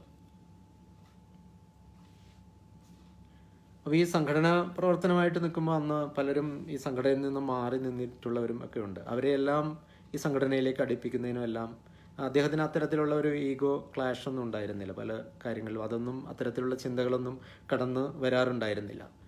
അങ്ങനെ ഈ വടക്കേ മലബാർ ഭാഗത്തു നിന്നുള്ള പല കാഥികന്മാരെയും ഈ സംഘടനയിലേക്ക് ക്ഷണിക്കുകയും അങ്ങനെയാണ് ഒരു കേരളത്തിൻ്റെ വടക്ക് ഭാഗത്തു നിന്നുള്ള ഒരു പ്രശസ്ത കാഥികനായ വടകര അശോകനൊക്കെ ഈ സംഘടനയിലേക്ക് എത്തുന്നത്. പിന്നീട് അദ്ദേഹത്തിൻ്റെ തന്നെ ഒരു താല്പര്യം കൊണ്ട് വടകര അശോകനുമായി സഹകരിച്ച് ഒരു സമ്മേളനം വടകരയിൽ വെച്ചും നടത്തുകയുണ്ടായി. പിന്നീട് ഒരിക്കൽ ഈ വടകര അശോകൻ ശ്രീ വടകര അശോകൻ എനിക്ക് കാണാൻ അവസരം ലഭിച്ചപ്പോൾ അദ്ദേഹം പറഞ്ഞത് ഈ കഥാപ്രസംഗത്തിൻ്റെ ഒരു ചരിത്രം എഴുതുന്നതിന് വേണ്ടി ഈ മലബാർ ഭാഗത്തു നിന്നുള്ള വിവരങ്ങൾ ശേഖരിക്കാൻ അദ്ദേഹത്തെ ചുമതലപ്പെടുത്തിയിരുന്നതായി അദ്ദേഹം എന്നോട് പറയുകയുണ്ടായി. പിന്നെ പല യുവ കാഥികർക്കും കഥകൾ എഴുതി കൊടുത്ത് അവരെ പഠിപ്പിക്കുകയും മത്സരത്തിന് യുവജനോത്സവങ്ങൾക്കെല്ലാം പല യുവ കാഥികരും അന്ന് അവിടെ വന്ന് സുകുമാരൻ്റെ അടുത്ത് വന്ന് കഥകളൊക്കെ പഠിച്ച് അവതരിപ്പിച്ചിട്ടുണ്ട്. ഈ പിന്നീട് വന്ന ഒരു യുവനിരയിൽപ്പെട്ട പ്രധാന കാഥികരായ എൻ്റെ സുഹൃത്തുക്കളായ സൂരജ് സത്യൻ, കണ്ണൻ ജി നാഥ്, കൈതാരം വിനോദ് കുമാർ തുടങ്ങിയവരൊക്കെ അന്ന് അവിടെ വന്നിരുന്നു വളരെ ദീർഘനേരം അദ്ദേഹവുമായി കഥാപ്രസംഗത്തെക്കുറിച്ചൊക്കെ ചർച്ച ചെയ്യുന്നത് ഞാൻ കണ്ടിട്ടുണ്ട്. അതിൽ ഈ കണ്ണൻ ജി നാഥിന് എഴുതി കൊടുത്ത ഒരു ഹരിശ്ചന്ദ്രൻ എന്നൊരു കഥ കണ്ണൻ അന്ന് യൂണിവേഴ്സിറ്റി തലത്തിലൊക്കെ വളരെ 1-2 പ്രാവശ്യം അത് പല വേദികളിലും കണ്ണൻ അവതരിപ്പിക്കുകയും യൂണിവേഴ്സിറ്റി തലത്തിൽ കണ്ണന് സമ്മാനങ്ങൾ നേടിക്കൊടുക്കുകയും ചെയ്തൊരു കഥയാണ്. അതുകൂടാതെ ഒരു ശിഷ്യഗണങ്ങൾ പറയുകയാണെങ്കിൽ അന്ന് കൊച്ചിൻ ശ്രീലേഖ എന്നൊരു കാഥിക, തോപ്പിൽ അനീജ, ബിന്ദു ശങ്കർ, ആ കാലത്ത് വളരെ ശ്രദ്ധേയായി വന്നൊരു കാഥികയാണ് ബിന്ദു ശങ്കർ. ഇവർക്കൊക്കെ യാതൊരുവിധ പ്രതിഫലേച്ഛയും കൂടാതെയാണ് കഥകളൊക്കെ എഴുതി കൊടുത്തിരുന്നത് എന്നുകൂടി ഞാൻ സൂചിപ്പിക്കുകയാണ്. അപ്പം ഈ വന്നവരിലെ ഈ സിന്ധു എന്ന ഒരു കാഥികയുണ്ടായിരുന്നു. സിന്ധു എന്നൊരു കാഥികയ്ക്ക് വേണ്ടി അന്ന് എഴുതി കൊടുത്ത മാണ്ഡവി എന്നൊരു കഥ, അത് ഞാൻ ശ്രദ്ധിച്ചിട്ടുള്ളൊരു കഥയാണ്. മാണ്ഡവി എന്ന് പറയുമ്പോൾ ഇതിഹാസ രാമായണത്തെക്കുറിച്ച് ചിന്തിക്കുന്നവരുടെ മനസ്സിലേക്ക് ആദ്യം കടന്നു വരുന്ന കഥാപാത്രങ്ങളാണ് രാമനും സീതയും രാവണനുമൊക്കെ. ആദികാവ്യത്തെ അടിസ്ഥാനമാക്കിക്കൊണ്ട് പല ഇന്ത്യൻ ഭാഷകളിലും മറ്റു ഭാഷകളിലും മലയാളത്തിലും എല്ലാം പല കൃതികളും ഉണ്ടായിട്ടുണ്ടെങ്കിലും ഇതിലൊന്നും കാണാൻ കഴിയാത്തൊരു കഥാപാത്രമാണ് മാണ്ഡവി. മാണ്ഡവിയുടെ കഥ ഈ ഭരതൻ്റെ ജീവിതത്തിലൂടെ പത്നിയായ മാണ്ഡവിയുടെ കഥ പറഞ്ഞത് അതൊരു പുതിയ അനുഭവം ആയിരുന്നു.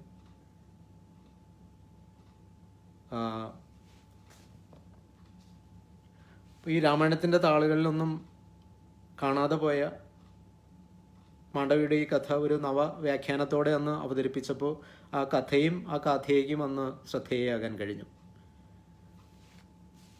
മറ്റൊരു കഥയാണ് തോപ്പിൽ അനീജ എന്ന് പറയുന്ന ഒരു കഥയ്ക്ക് എഴുതി കൊടുത്ത ഒരു യുദ്ധത്തിൻ്റെ പരിണാമം, മഹാഭാരതത്തെ ബേസ് ചെയ്ത് എഴുതിയ ഒരു കഥയാണത്.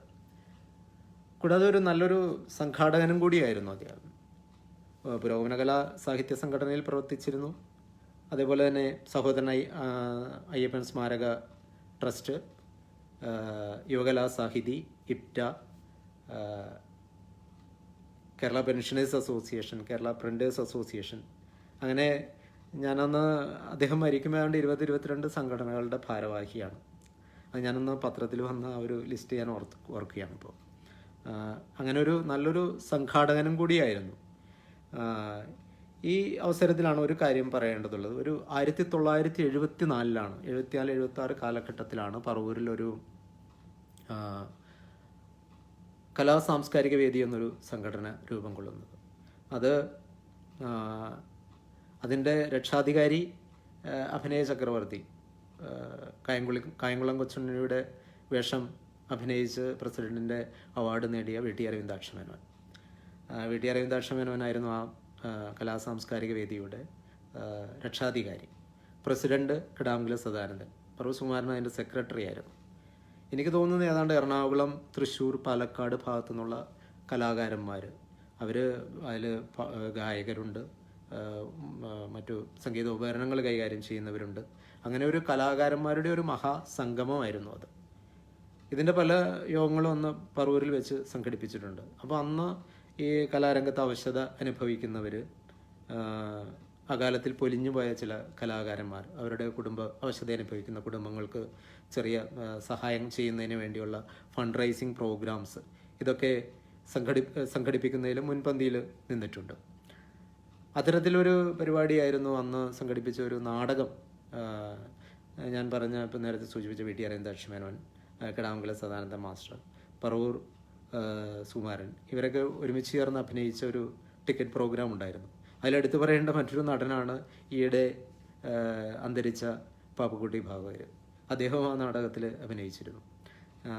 ആ നാടകം ഒരു ടിക്കറ്റ് പ്രോഗ്രാമായിരുന്നു. അറിയാമല്ലോ, അന്ന് ഈ മെഗാ ഷോകളുടെ ഒന്നും കാലഘട്ടം അല്ലാത്തത് കൊണ്ട് ഇത്തരത്തിലുള്ള ടിക്കറ്റ് പരിപാടികൾക്കൊക്കെ അന്ന് ജനങ്ങൾ തിങ്ങിക്കൂടുമായിരുന്നു.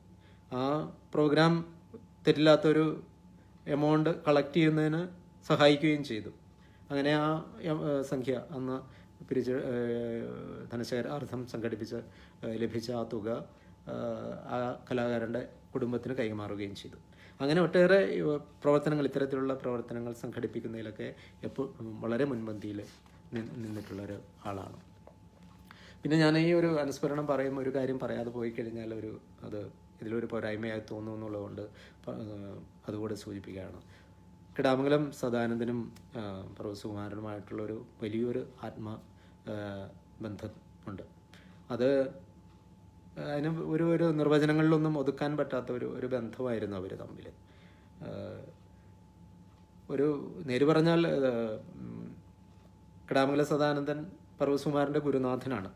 ഗുരുനാഥൻ എന്ന് പറഞ്ഞാൽ കഥാപ്രസംഗ കലയിലെ ഗുരുനാഥൻ എന്നല്ല. കഥാപ്രസംഗ കലയിൽ സുകുമാരൻ അങ്ങനെ ഒരു ഗുരുനാഥൻ ഉണ്ടായിരുന്നതായിട്ട് എനിക്കറിയില്ല.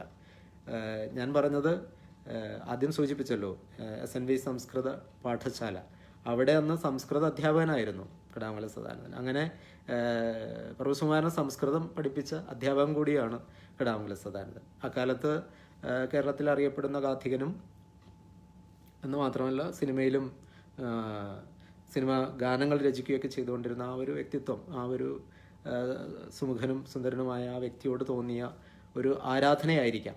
അത് തന്നെയായിരിക്കാം എനിക്ക് തോന്നുന്നു പിന്നീട് കഥാപ്രസംഗത്തിലേക്ക് കടന്നു വരുന്നതിന് അദ്ദേഹത്തിന് പ്രചോദനം നൽകിയതെന്ന് ഞാൻ കരുതുന്നു. അങ്ങനെ അവർ തമ്മിലൊരു വലിയൊരു ബന്ധമുണ്ടായിരുന്നു. അദ്ദേഹം എഴുതുന്ന പല കഥകളും അക്കാലത്ത് സുകുമാരനെ വായിച്ച് കേൾപ്പിച്ച് അദ്ദേഹത്തിൻ്റെ അഭിപ്രായങ്ങൾ ചോദിച്ചറിഞ്ഞ് കുറ്റമറ്റതാക്കി തീർത്തിട്ടാണ് അവതരിപ്പിക്കുകയുള്ളൂ. ഇനി ഞാൻ ഓർക്കുന്ന ഈ വൈദേഹി, വ്യാസൻ്റെ ജരി തുടങ്ങിയ കഥകളൊക്കെ വളരെ മണിക്കൂറുകളോളം ഇത്തരം ചർച്ചകൾ ചെയ്തതിന് ശേഷം ആണ് സദാനന്ദ മാസ്റ്റർ വേദിയിൽ അവതരിപ്പിച്ചത്.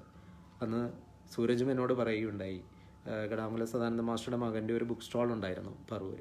ആ ബുക്ക് സ്റ്റാളിൽ രണ്ടുപേരും വൈകുന്നേരങ്ങളിൽ ഒത്തുകൂടും. അങ്ങനെ ഈ കഥ ചർച്ച ചെയ്ത് അതിലെ എല്ലാ പോരായ്മകളും തീർത്തിട്ട് അതിന് ശേഷമാണ് അദ്ദേഹം ആ കഥ പിന്നീട് അവതരിപ്പിച്ചത്. തിരിച്ചും അങ്ങനെയായിരുന്നു. സുകുമാരൻ എഴുതുന്ന എല്ലാ കഥകളും, ഇപ്പം നേരത്തെ ഞാൻ സൂചിപ്പിച്ചല്ലോ പല യുവഗാഥികർക്കും വേണ്ടി എഴുതുന്ന കഥകളെക്കുറിച്ച്, അതെല്ലാം എഴുതിയതിന് ശേഷം അവരോട് നിർദ്ദേശിക്കും, നിങ്ങൾ പോയി മാഷിനെ കണ്ട് അദ്ദേഹത്തെ കേൾപ്പിച്ചതിന് ശേഷം മാത്രമേ അവതരിപ്പിക്കാവൂ. അങ്ങനെ ഇവർ രണ്ടുപേരും തമ്മിലൊരു ബന്ധം ഉണ്ടായിരുന്നു. രണ്ടുപേരും ഒരുമിച്ച് പല ദീർഘദൂര യാത്രകളും നടത്തിയിട്ടുണ്ട്. അങ്ങനെ ഒരു ദീർഘദൂര യാത്രയിൽ ഉണ്ടായ ഒരു കഥയാണ് മാക്സിം ഗോർക്കിയുടെ രാജ്യദ്രോഹി എന്നൊരു ചെറുകഥയെ അവലംബിച്ച ഒരു കഥാപ്രസംഗം തയ്യാറാക്കി. ജനനി ജന്മഭൂമി എന്ന പേരിൽ നമ്മുടെ പ്രശസ്ത ഗാഥികൻ സൂരജ് സത്യൻ അന്ന് കോളേജ് യുവജനോത്സവങ്ങൾക്കെല്ലാം പറഞ്ഞ് സമ്മാനം നേടിയൊരു കഥയാണ്. അപ്പോൾ അങ്ങനെ രണ്ടുപേരും തമ്മിൽ കൂടെ ഒട്ടേറെ ദീർഘദൂര യാത്രകളൊക്കെ നടത്തുമായിരുന്നു. ഒട്ടേറെ വേദികളിൽ അവർ സാംസ്കാരിക സമ്മേളനങ്ങളിൽ ഒരുമിച്ച് പങ്കെടുക്കുമായിരുന്നു. ഞാനിപ്പോഴും ഓർക്കുന്നത് അദ്ദേഹം സുകുമാരൻ്റെ മരണത്തിന് ശേഷം സംഘടിപ്പിച്ച ഒരു അനുസ്മരണ യോഗത്തിൽ അദ്ദേഹം വളരെ വികാരാധീനനായി പറഞ്ഞത്, എനിക്ക് നഷ്ടപ്പെട്ടത് ആരെയാണെന്ന് അറിയില്ല, എന്തിനായിരിക്കും അദ്ദേഹം മുൻപേ പോയത്, ഒരുപക്ഷെ എനിക്ക് വേദി ഒരുക്കാനായിരിക്കും അദ്ദേഹം മുൻപേ പോയതെന്ന് വളരെ വികാരാധീനനായി പറയുകയുണ്ടായി. അപ്പോൾ ആ ഒരു ബന്ധം ഞാനിവിടെ സൂചിപ്പിക്കുകയാണ്. എങ്കിൽ പോലും ഈ കഥാപ്രസംഗ കലയിൽ അങ്ങനെ ഒരു സുകുമാരന് ആ രീതിയിലുള്ളൊരു എന്താ പറയുന്നത്, കലയിലെ നിപ്പോട്ടിസം എന്നൊക്കെ പറയുന്ന പോലെ അങ്ങനെ ഒരു സഹായമൊന്നും ലഭിച്ചിട്ടില്ല. എങ്കിൽ പോലും ആ ഒരു അതിനൊക്കെ അപ്പുറമുള്ള ഒരു തലത്തിലുള്ളൊരു ബന്ധമായിരുന്നു അവരുടേത്. അതുപോലെ തന്നെ പി സാംബശിവനുമായുള്ള അടുപ്പം ഞാനിപ്പോഴും ഓർക്കുന്നു. ഒരു കാലഘട്ടത്തിൽ അദ്ദേഹത്തിൻ്റെ സാംബശിവന മനോഹരമായ ചിത്രം പതിച്ച ലെറ്റർ പാഡുകളും എല്ലാം കാർഡുകളുമൊക്കെ അതിലെഴുതുന്ന എഴുത്തുകൾ എത്രയോ പ്രാവശ്യം ആഴ്ചയിൽ കുറഞ്ഞ പക്ഷം ഒരു എഴുത്തെങ്കിലും ഒരു കത്തെങ്കിലും വന്ന് വീട്ടിൽ വരാറുണ്ടായിരുന്നു. അദ്ദേഹവും അതേപോലെ പറവൂർ മേഖലയിൽ എറണാകുളം ഭാഗത്തൊക്കെ ഏതെങ്കിലും ഒരു കഥ അവതരിപ്പിക്കുന്നതിന് വേണ്ടി വരുമ്പോൾ ഞങ്ങളുടെ വീട്ടിൽ വരാറുണ്ടായിരുന്നു. അങ്ങനെ അദ്ദേഹത്തിന് പലവട്ടം ആതിഥ്യം നൽകാൻ ഞങ്ങൾക്ക് അവസരം ലഭിച്ചിട്ടുണ്ട്.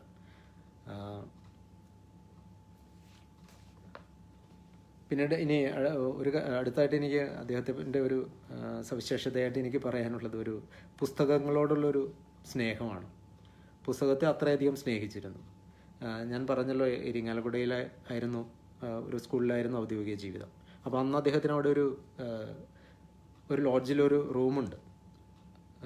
അതൊന്ന് വലിയൊരു കലാസ്വാദകനൊക്കെ ആയ ആളുടെ ഒരു ലോഡ്ജായിരുന്നു അത്. അപ്പം ആ ലോഡ്ജ് പലരും സന്ദർശിച്ചിട്ടുണ്ട്. അപ്പോൾ അവരെല്ലാം പറയുന്നൊരു കാര്യമുണ്ട്, ഒരു കട്ടിലും ഒരു ചാരുകസേരയും ഇടാനുള്ളൊരു സ്ഥലം ഒഴികെ ബാക്കി എല്ലാ സ്ഥലത്തും പുസ്തകങ്ങളും വാരികകളും മാസികകളും ഒക്കെ അടുക്കി വെച്ചിരിക്കുകയാണ്. ഈ വാരികകളും മാസികകളും ഒക്കെ വളരെ കൃത്യമായി അതിൻ്റെ ലക്കം ആ ഓർഡറിലാണ് വെക്കുന്നത്. ഏതെങ്കിലും ഒരു പർട്ടിക്കുലർ ഒരു മാസത്തെ ഏതെങ്കിലും ആവശ്യപ്പെട്ട് കഴിഞ്ഞാൽ അത് കൃത്യമായി ചെന്നെടുക്കാൻ സാധിക്കുമായിരുന്നു. അതേപോലെ ഈ വിശേഷാൽ പ്രതികളൊക്കെ കവർ ചെയ്ത് അതിന് പുറത്ത് വളരെ മനോഹരമായിട്ട് മർദ്ദിക്കരുത് എന്നൊക്കെ എഴുതി വെച്ചിരിക്കുന്ന വിശേഷാൽ പ്രതികളൊക്കെ ഇപ്പോഴും ഞാൻ വീട്ടിൽ സൂക്ഷിച്ചു വെച്ചിട്ടുണ്ട്. അങ്ങനെ അതൊരു പുസ്തക സ്നേഹം അദ്ദേഹത്തിൻ്റെ ഒരു എടുത്തു പറയേണ്ട ഒരു കാര്യമാണ്. അതുകൊണ്ടായിരിക്കാം ആ കാലഘട്ടത്തിൽ ഒരിക്കൽ ഈ നോവലിസ്റ്റ് രാജൻ ചിന്നങ്ങത്തുമായിട്ട് ചേർന്ന് ഒരു ജന്മഭൂമി പബ്ലിക്കേഷൻസ് എന്നൊരു പേരിൽ ഒരു പബ്ലിക്കേഷൻസ് അന്ന് ഇരിങ്ങാലക്കുടയിൽ നിന്ന് ആരംഭിക്കുകയുണ്ടായി. അത് രണ്ടുപേരും കൂടി ചേർന്നാണ് അന്നത്തെ ഒരു നോവലിസ്റ്റ് രാജൻ ചിന്നങ്ങത്തുമായിട്ട് ചേർന്നുകൊണ്ടാണ് ആ ജന്മഭൂമി പബ്ലിക്കേഷൻസ് അന്ന് നടത്തിയിരുന്നത്. പക്ഷേ രണ്ടുപേർക്കും വലിയ കച്ചവട താല്പര്യമൊന്നും ഇല്ലാതിരുന്നവരുമൊക്കെ ആയതുകൊണ്ടായിരിക്കാം പുസ്തക പ്രസിദ്ധീകരണമൊക്കെ വലിയ നഷ്ടത്തിലേക്ക് നീങ്ങിയപ്പോൾ അത് പിന്നെ അധികം നാൾ തുടർന്നുകൊണ്ട് പോയില്ല. എങ്കിലും പിന്നീട് അദ്ദേഹം തൻ്റെ റിട്ടയർമെൻറ്റിന് ശേഷം പറവൂരിൽ അഞ്ജലി പ്രിൻറ്റേഴ്സ് എന്ന പേരിലൊരു അച്ചുകൂടം സ്ഥാപിച്ചു. കാരണം അക്ഷരങ്ങൾ സ്നേഹിക്കുന്ന ഒരു വ്യക്തി ആയതുകൊണ്ടായിരിക്കാം അത് റിട്ടയർമെൻറ്റിന് ശേഷം അഞ്ജലി പ്രിൻറ്റേഴ്സ് എന്നൊരു സ്ഥാപനം പറവൂരിൽ ആരംഭിച്ചു. അന്ന് അഞ്ജലി പ്രിൻറ്റേഴ്സിലൂടെ തൻ്റെ സ്കൂൾ കാലത്തൊക്കെ പഠിച്ചിരുന്ന സംസ്കൃത സ്കൂളിൽ ഞാൻ പറഞ്ഞല്ലോ, അന്ന് അവിടെ പഠിച്ചിറങ്ങിയതിൽ പലരും കവികളും സാഹിത്യകാരന്മാരും ഒക്കെ ഉണ്ട്. പലരുടെയും പുസ്തകങ്ങൾ അവരെ നിർബന്ധിച്ച് അവരെ കൊണ്ട് ആ പുസ്തകങ്ങളെല്ലാം അവരെ കൊണ്ട് എഴുതിപ്പിക്കുകയും അതെല്ലാം പുസ്തകങ്ങളാക്കി പ്രിൻ്റ് ചെയ്ത് കൊടുക്കുകയൊക്കെ ചെയ്തിട്ടുണ്ട്. ഒരു പുത്തൻവേലിക്കര സുകുമാരൻ്റെ പൂത്താലം എന്ന് പറയുന്ന ഒരു കവിത, പി.കെ. മോഹനൻ്റെ ഒരു രേണുക ആട്ടക്കഥ എന്ന കഥ, പിന്നെ ഈയിടെ അന്തരിച്ച സാഹിത്യകാരനും വാഗ്മിയുമൊക്കെയായ C.K. ഗംഗാധരൻ മാസ്റ്ററുടെ ഡോക്ടർ പൽപ്പു എന്നൊരു പുസ്തകം. ഡോക്ടർ പൽപ്പു പിന്നീട് പല എഡീഷനുകളും ഇറങ്ങുകയുണ്ടായി. Doctor പൽപ്പുവിൻ്റെ C.K. ഗംഗാധരൻ മാസ്റ്ററുടെ ഡോക്ടർ പൽപ്പു, ഇങ്ങനെ ഒട്ടേറെ പുസ്തകങ്ങൾ ആ പ്രിൻറ്റിംഗ് പ്രസ്സിൽ നിന്ന് ഇറങ്ങിയിട്ടുണ്ട്. ഇത് മാത്രമല്ല, പറവൂർ സുകുമാരൻ്റേതായിട്ടും കുറേ രചനകളുണ്ട്. അതിലധികവും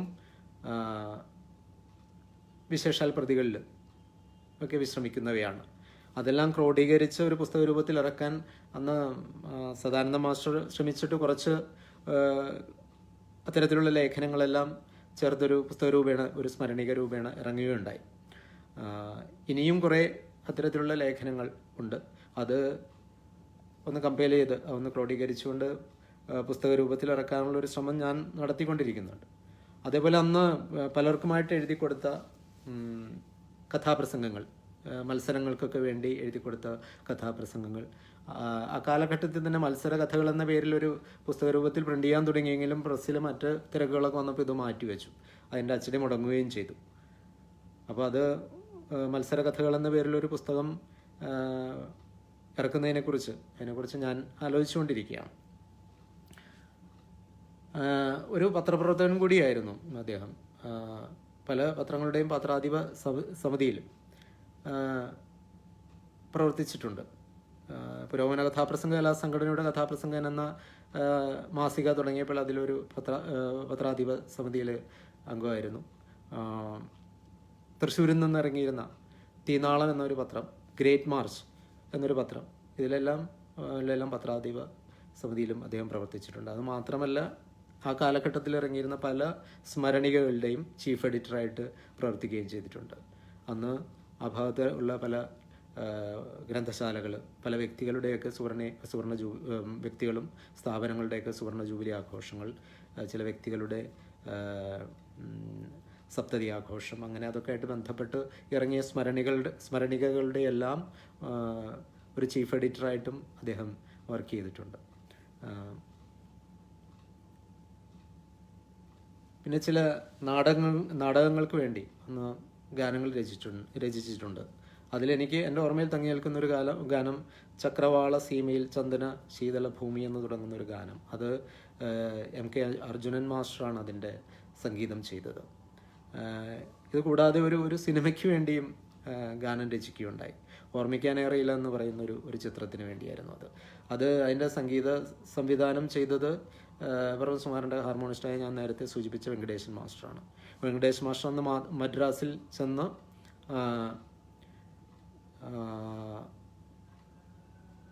യേശുദാസ്, ജാനകി, P. സുശീല എന്നിവരെല്ലാം പാടിയ ഗാനങ്ങൾ ആ ചിത്രത്തിലുണ്ടായിരുന്നു. അതിലൊരു ഗാനമാണ് പറവൂർ സുകുമാരൻ്റേതായിട്ടുള്ളത്. അത് നീലാംബരത്തിൻ്റെ തിരുനെറ്റിയിൽ സിന്ദൂര തിലകം ചാർത്തി സന്ധ്യ വിടർന്നു രാഗവർണ്ണങ്ങളായിരം തെളിഞ്ഞു എന്ന് തുടങ്ങുന്നൊരു ഗാനം ആയിരുന്നു ആ ചിത്രത്തിന് വേണ്ടി അന്ന് തയ്യാറാക്കിയത്. ചില ഭക്തിഗാന കാസറ്റുകൾക്ക് വേണ്ടി അതുപോലെ ഗാനരചന നടത്തിയിട്ടുണ്ട്. അക്കൂട്ടത്തിൽ ഗണനായകനെ ഗജമുഖനെ എന്ന് തുടങ്ങുന്നൊരു ഗാനം ഒരു പോപ്പുലറായിട്ടുള്ളൊരു ഭക്തിഗാനമായിരുന്നു. പിന്നെ കൂടാതെ പല നൃത്തനാടകങ്ങളും അദ്ദേഹം രചിച്ചിട്ടുണ്ട്. ആ കാലഘട്ടത്തിൽ പല ബാലെ ട്രൂപ്പുകളൊക്കെ ഉണ്ടായിരുന്നല്ലോ. അന്ന് പല ഇത്തരം ട്രൂപ്പുകൾക്ക് വേണ്ടി കഥകൾ അദ്ദേഹം ഇത്തരം നൃത്ത നാടകങ്ങൾ, ബാലകളുടെ രചനയും നിർവഹിച്ചിട്ടുണ്ട്. ഞാൻ നേരത്തെ സൂചിപ്പിച്ചല്ലോ, ഇതൊന്നും യാതൊരുവിധ പ്രതിഫലേച്ഛയും കൂടാതെ ചെയ്തു കൊടുത്തിരുന്ന കാര്യങ്ങളാണ് എന്നുകൂടി എടുത്തു പറയേണ്ടതുണ്ട്. ആ കാലഘട്ടത്തിലാണ് ലോകപ്രസിദ്ധ നർത്തകൻ ആനന്ദ ശിവറാം, അദ്ദേഹം വള്ളത്തോൾ കേരള കലാമണ്ഡലം ആരംഭിച്ചപ്പോൾ അതിൽ ആദ്യത്തെ അഡ്മിഷനാണല്ലോ ആനന്ദ ശിവറാം. അദ്ദേഹം പിന്നീട് കഥകളിയുടെ പ്രചാരണത്തിന് വേണ്ടി ഇന്ത്യക്ക് വെളിയിലേക്കൊക്കെ പോയി പല രാജ്യങ്ങളിലും അദ്ദേഹം അതിനുവേണ്ടി ചെലവഴിച്ചു. ദീർഘനാളത്തെ അമേരിക്കൻ വാസത്തിന് ശേഷം അദ്ദേഹം നാട്ടിൽ തിരിച്ചെത്തിയ കാലഘട്ടത്തിലാണ് അദ്ദേഹത്തിൻ്റെ അനുജൻ കലാമണ്ഡലം നാണുക്കുട്ടപ്പൻ ഇതുപോലെ ഒരു ബാലെ ട്രൂപ്പ് അന്ന് ആരംഭിച്ചു. അന്ന് അതിന് ഒപ്പറ എന്ന പേരിലൊരു രീതിയിലുള്ളൊരു സംഭവമാണ് അന്ന് ആ ട്രൂപ്പിന് വേണ്ടി ചെയ്തത്. ഈ ഒപ്പറ എന്ന് പറഞ്ഞത് എനിക്ക് തോന്നുന്നു അന്ന് C. അച്യുതമേനോനായിട്ട് അദ്ദേഹത്തിന് നല്ല ബന്ധമുണ്ടായിരുന്നു. C. അച്യുതമേനോൻ ഒരിക്കൽ അദ്ദേഹത്തിൻ്റെ ഒരു റഷ്യൻ പര്യടനമൊക്കെ കഴിഞ്ഞ് തിരിച്ച് നാട്ടിലെത്തിയപ്പോൾ അന്ന് ഞാൻ നേരത്തെ സൂചിപ്പിച്ചല്ലോ ഗ്രേറ്റ് മാർച്ചിൻ്റെ കാര്യം. ഗ്രേറ്റ് മാർച്ച് എന്ന് പറയുന്ന പത്രാധിപ സമിതിയിൽ C. അച്യുതമേനോനും ഉണ്ടായിരുന്നു. അങ്ങനെ ഇടയ്ക്കൊക്കെ അന്ന് ഇരിങ്ങാലക്കുടയിലും തൃശ്ശൂരൊക്കെ വെച്ച് കണ്ടുമുട്ടാറുണ്ട്. അപ്പോൾ അന്ന് ആ ഒരു കൂടിക്കാഴ്ചയിൽ എപ്പോഴും ഈ ഒപ്പറയെക്കുറിച്ച് സംസാരിച്ചപ്പോൾ എന്തോ ആ ഒരു പ്രചോദനം കൊണ്ടാണെന്ന് തോന്നുന്നു ഈ കലാമണ്ഡലം നാണുക്കുട്ടപ്പന് വേണ്ടി ഒരു ഒപ്പറ രചിച്ചു. ഒപ്പറ എന്ന് പറയുമ്പോൾ അതൊരു പാശ്ചാത്യ ഒപ്പറയുടെ രീതിയിലൊന്നുമല്ല, എങ്കിലും ആ പേരിലാണ് അവർക്ക് അന്നത് ചെയ്തു കൊടുത്തത്.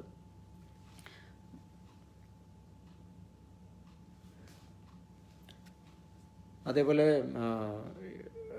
അദ്ദേഹത്തിൻ്റെ ഒരു സാംസ്കാരിക മുഖം കൂടി ഈ അവസരത്തിൽ സൂചിപ്പിക്കേണ്ടതുണ്ട്. ഒട്ടേറെ സാംസ്കാരിക രംഗത്ത് അക്കാലത്ത് പ്രവർത്തിച്ചിരുന്ന പലരുമായിട്ട് വളരെ നല്ല ബന്ധം പുലർത്തിയിരുന്നു. കടാമംഗലം പപ്പക്കുട്ടി വക്കീൽ, P. കേശവദേവ്, C.R. കേശവൻ വൈദ്യർ, സാനു മാസ്റ്റർ എന്നിവരൊക്കെ ആയിട്ട് വളരെ അടുത്ത ബന്ധം പുലർത്തിയിരുന്നു. എന്ന് മാത്രമല്ല പല സാംസ്കാരിക സമ്മേളനങ്ങളിലും അദ്ദേഹം ഇവരൊക്കെ ഒരുമിച്ച് പങ്കെടുത്തിട്ടുണ്ട്. Professor K.N. ഭരതൻ, മഹാരാജ് കോളേജിലെ പ്രിൻസിപ്പലായിരുന്ന പ്രൊഫസർ K.N. ഭരതൻ ഈയിടെ അന്തരിച്ചു എന്ന് പറഞ്ഞ നല്ലൊരു വാഗ്മിയായിരുന്നു. C.K. Gangadharan master, Pooyappally Thankappan master, Kadamangala Sadanandan, Paravur George, Sippy Vallippuram എന്നിങ്ങനെ ഇവരൊക്കെ തമ്മിൽ ഇക്കാര്യത്തിലൊരു എനിക്ക് തോന്നുന്നു തീരുമാനിച്ചുറപ്പിക്കാത്തൊരു ധാരണ ഉണ്ടായിരുന്നതായിട്ട് തോന്നിപ്പോൾ. കാര്യം ഒരാളെ വിളിക്കുകയാണെങ്കിൽ മറ്റൊരാളും അറിയിക്കുകയും അവർ ഒരുമിച്ച് അതൊക്കെയെല്ലാം അങ്ങനെ ഒരുമിച്ചൊക്കെ ചേർന്ന് അതിലൊക്കെ പങ്കെടുക്കുന്നതിലെല്ലാം ഒരു ആനന്ദം കണ്ടെത്തിയിരുന്നൊരു വ്യക്തി കൂടിയായിരുന്നു. അങ്ങനെ 1995 സെപ്റ്റംബർ 12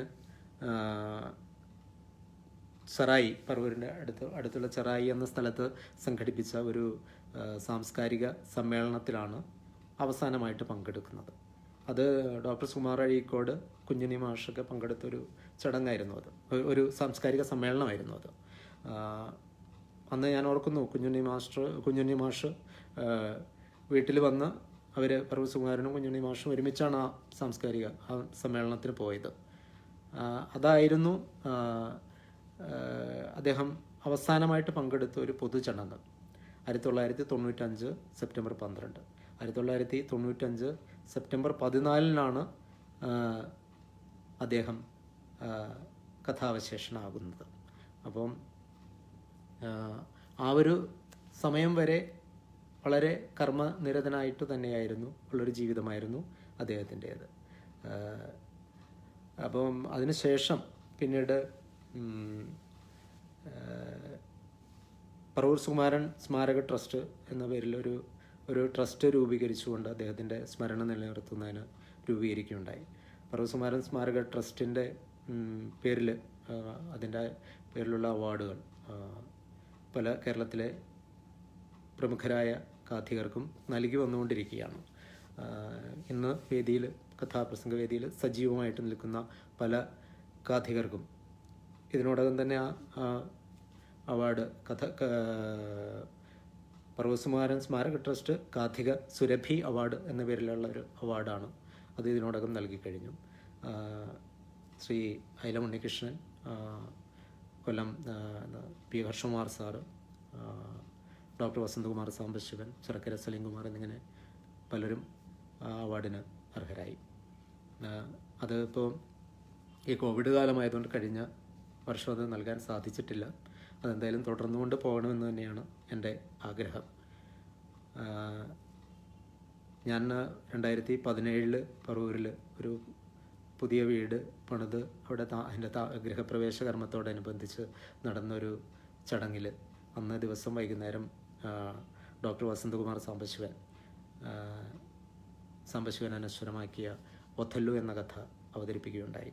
അന്ന് അദ്ദേഹത്തിന് ഈ പറഞ്ഞ കാഥിക സുരഭി അവാർഡ് ഏറ്റുവാങ്ങിക്കൊണ്ടാണ് ഈ കഥ അന്ന് അവതരിപ്പിച്ചത്. അന്ന്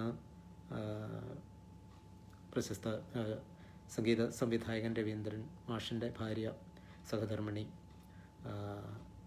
ശോഭന രവീന്ദ്രനാണ് കാഥിക സുരഭി അവാർഡ് അദ്ദേഹത്തിന് നൽകിയത്.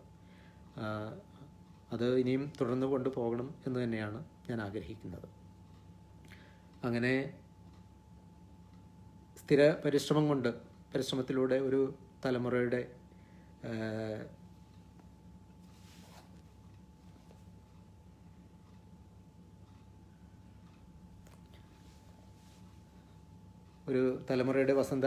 ആരാമമായി പന്തലിച്ച ഒരു വ്യക്തിയുടെ വൈശിഷ്ട്യത്തിലൂടെ ആ വ്യക്തിയുടെ വൈശിഷ്ട്യം അതിൻ്റെ സ്പർശനേന്ദ്രിയങ്ങൾ അനാവരണം ചെയ്യാനുള്ള ഒരു ശ്രമമാണ്. അതിൽ എനിക്ക് പ്രേരക ശക്തിയായി നിന്ന പല കാര്യങ്ങളും ഓർമ്മയിൽ വന്ന കാര്യങ്ങൾ ഇവിടെ പങ്കുവെക്കാനാണ് ഞാൻ ഇത്രയും നേരം ശ്രമിച്ചുകൊണ്ടിരുന്നത്. അദ്ദേഹത്തിൻ്റെ ഞാൻ ആദ്യം സൂചിപ്പിച്ച ബഹുമുഖ പ്രവർത്തനങ്ങളിലേക്ക് വഴികാട്ടിയാകാൻ ഈ അനുസ്മരണം സഹായിച്ചുവെങ്കിൽ ഞാൻ കൃതാർത്ഥനായി. എനിക്ക് തോന്നുന്നു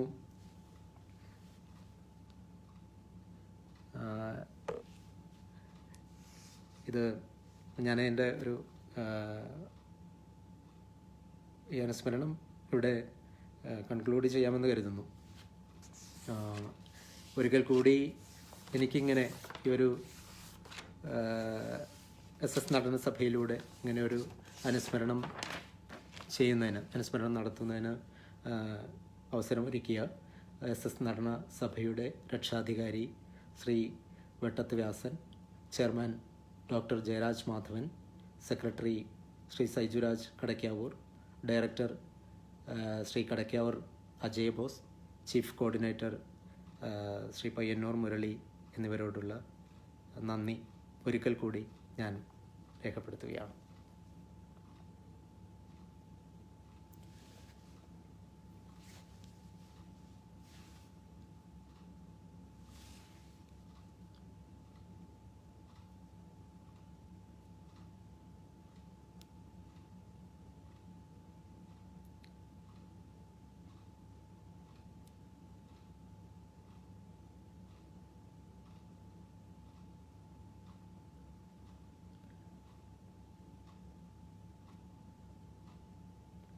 ഒട്ടേറെ കഥയരും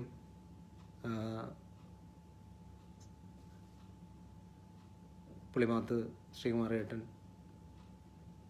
അഭിപ്രായം അറിയിച്ചിട്ടുണ്ട്. ഒട്ടേറെ മറ്റു പലരും എന്നെ കേട്ടുകൊണ്ടിരുന്ന എല്ലാവർക്കും ഞാൻ നന്ദി രേഖപ്പെടുത്തുന്നു.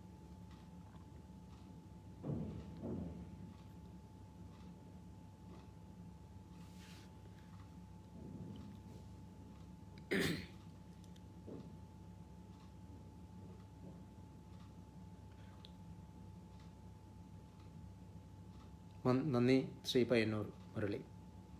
അപ്പോൾ ഞാൻ വൈൻഡപ്പ് ചെയ്യട്ടെ. ശ്രീ കടയ്ക്കാവൂർ അജയ് ബോസ് സാർ, നന്ദി.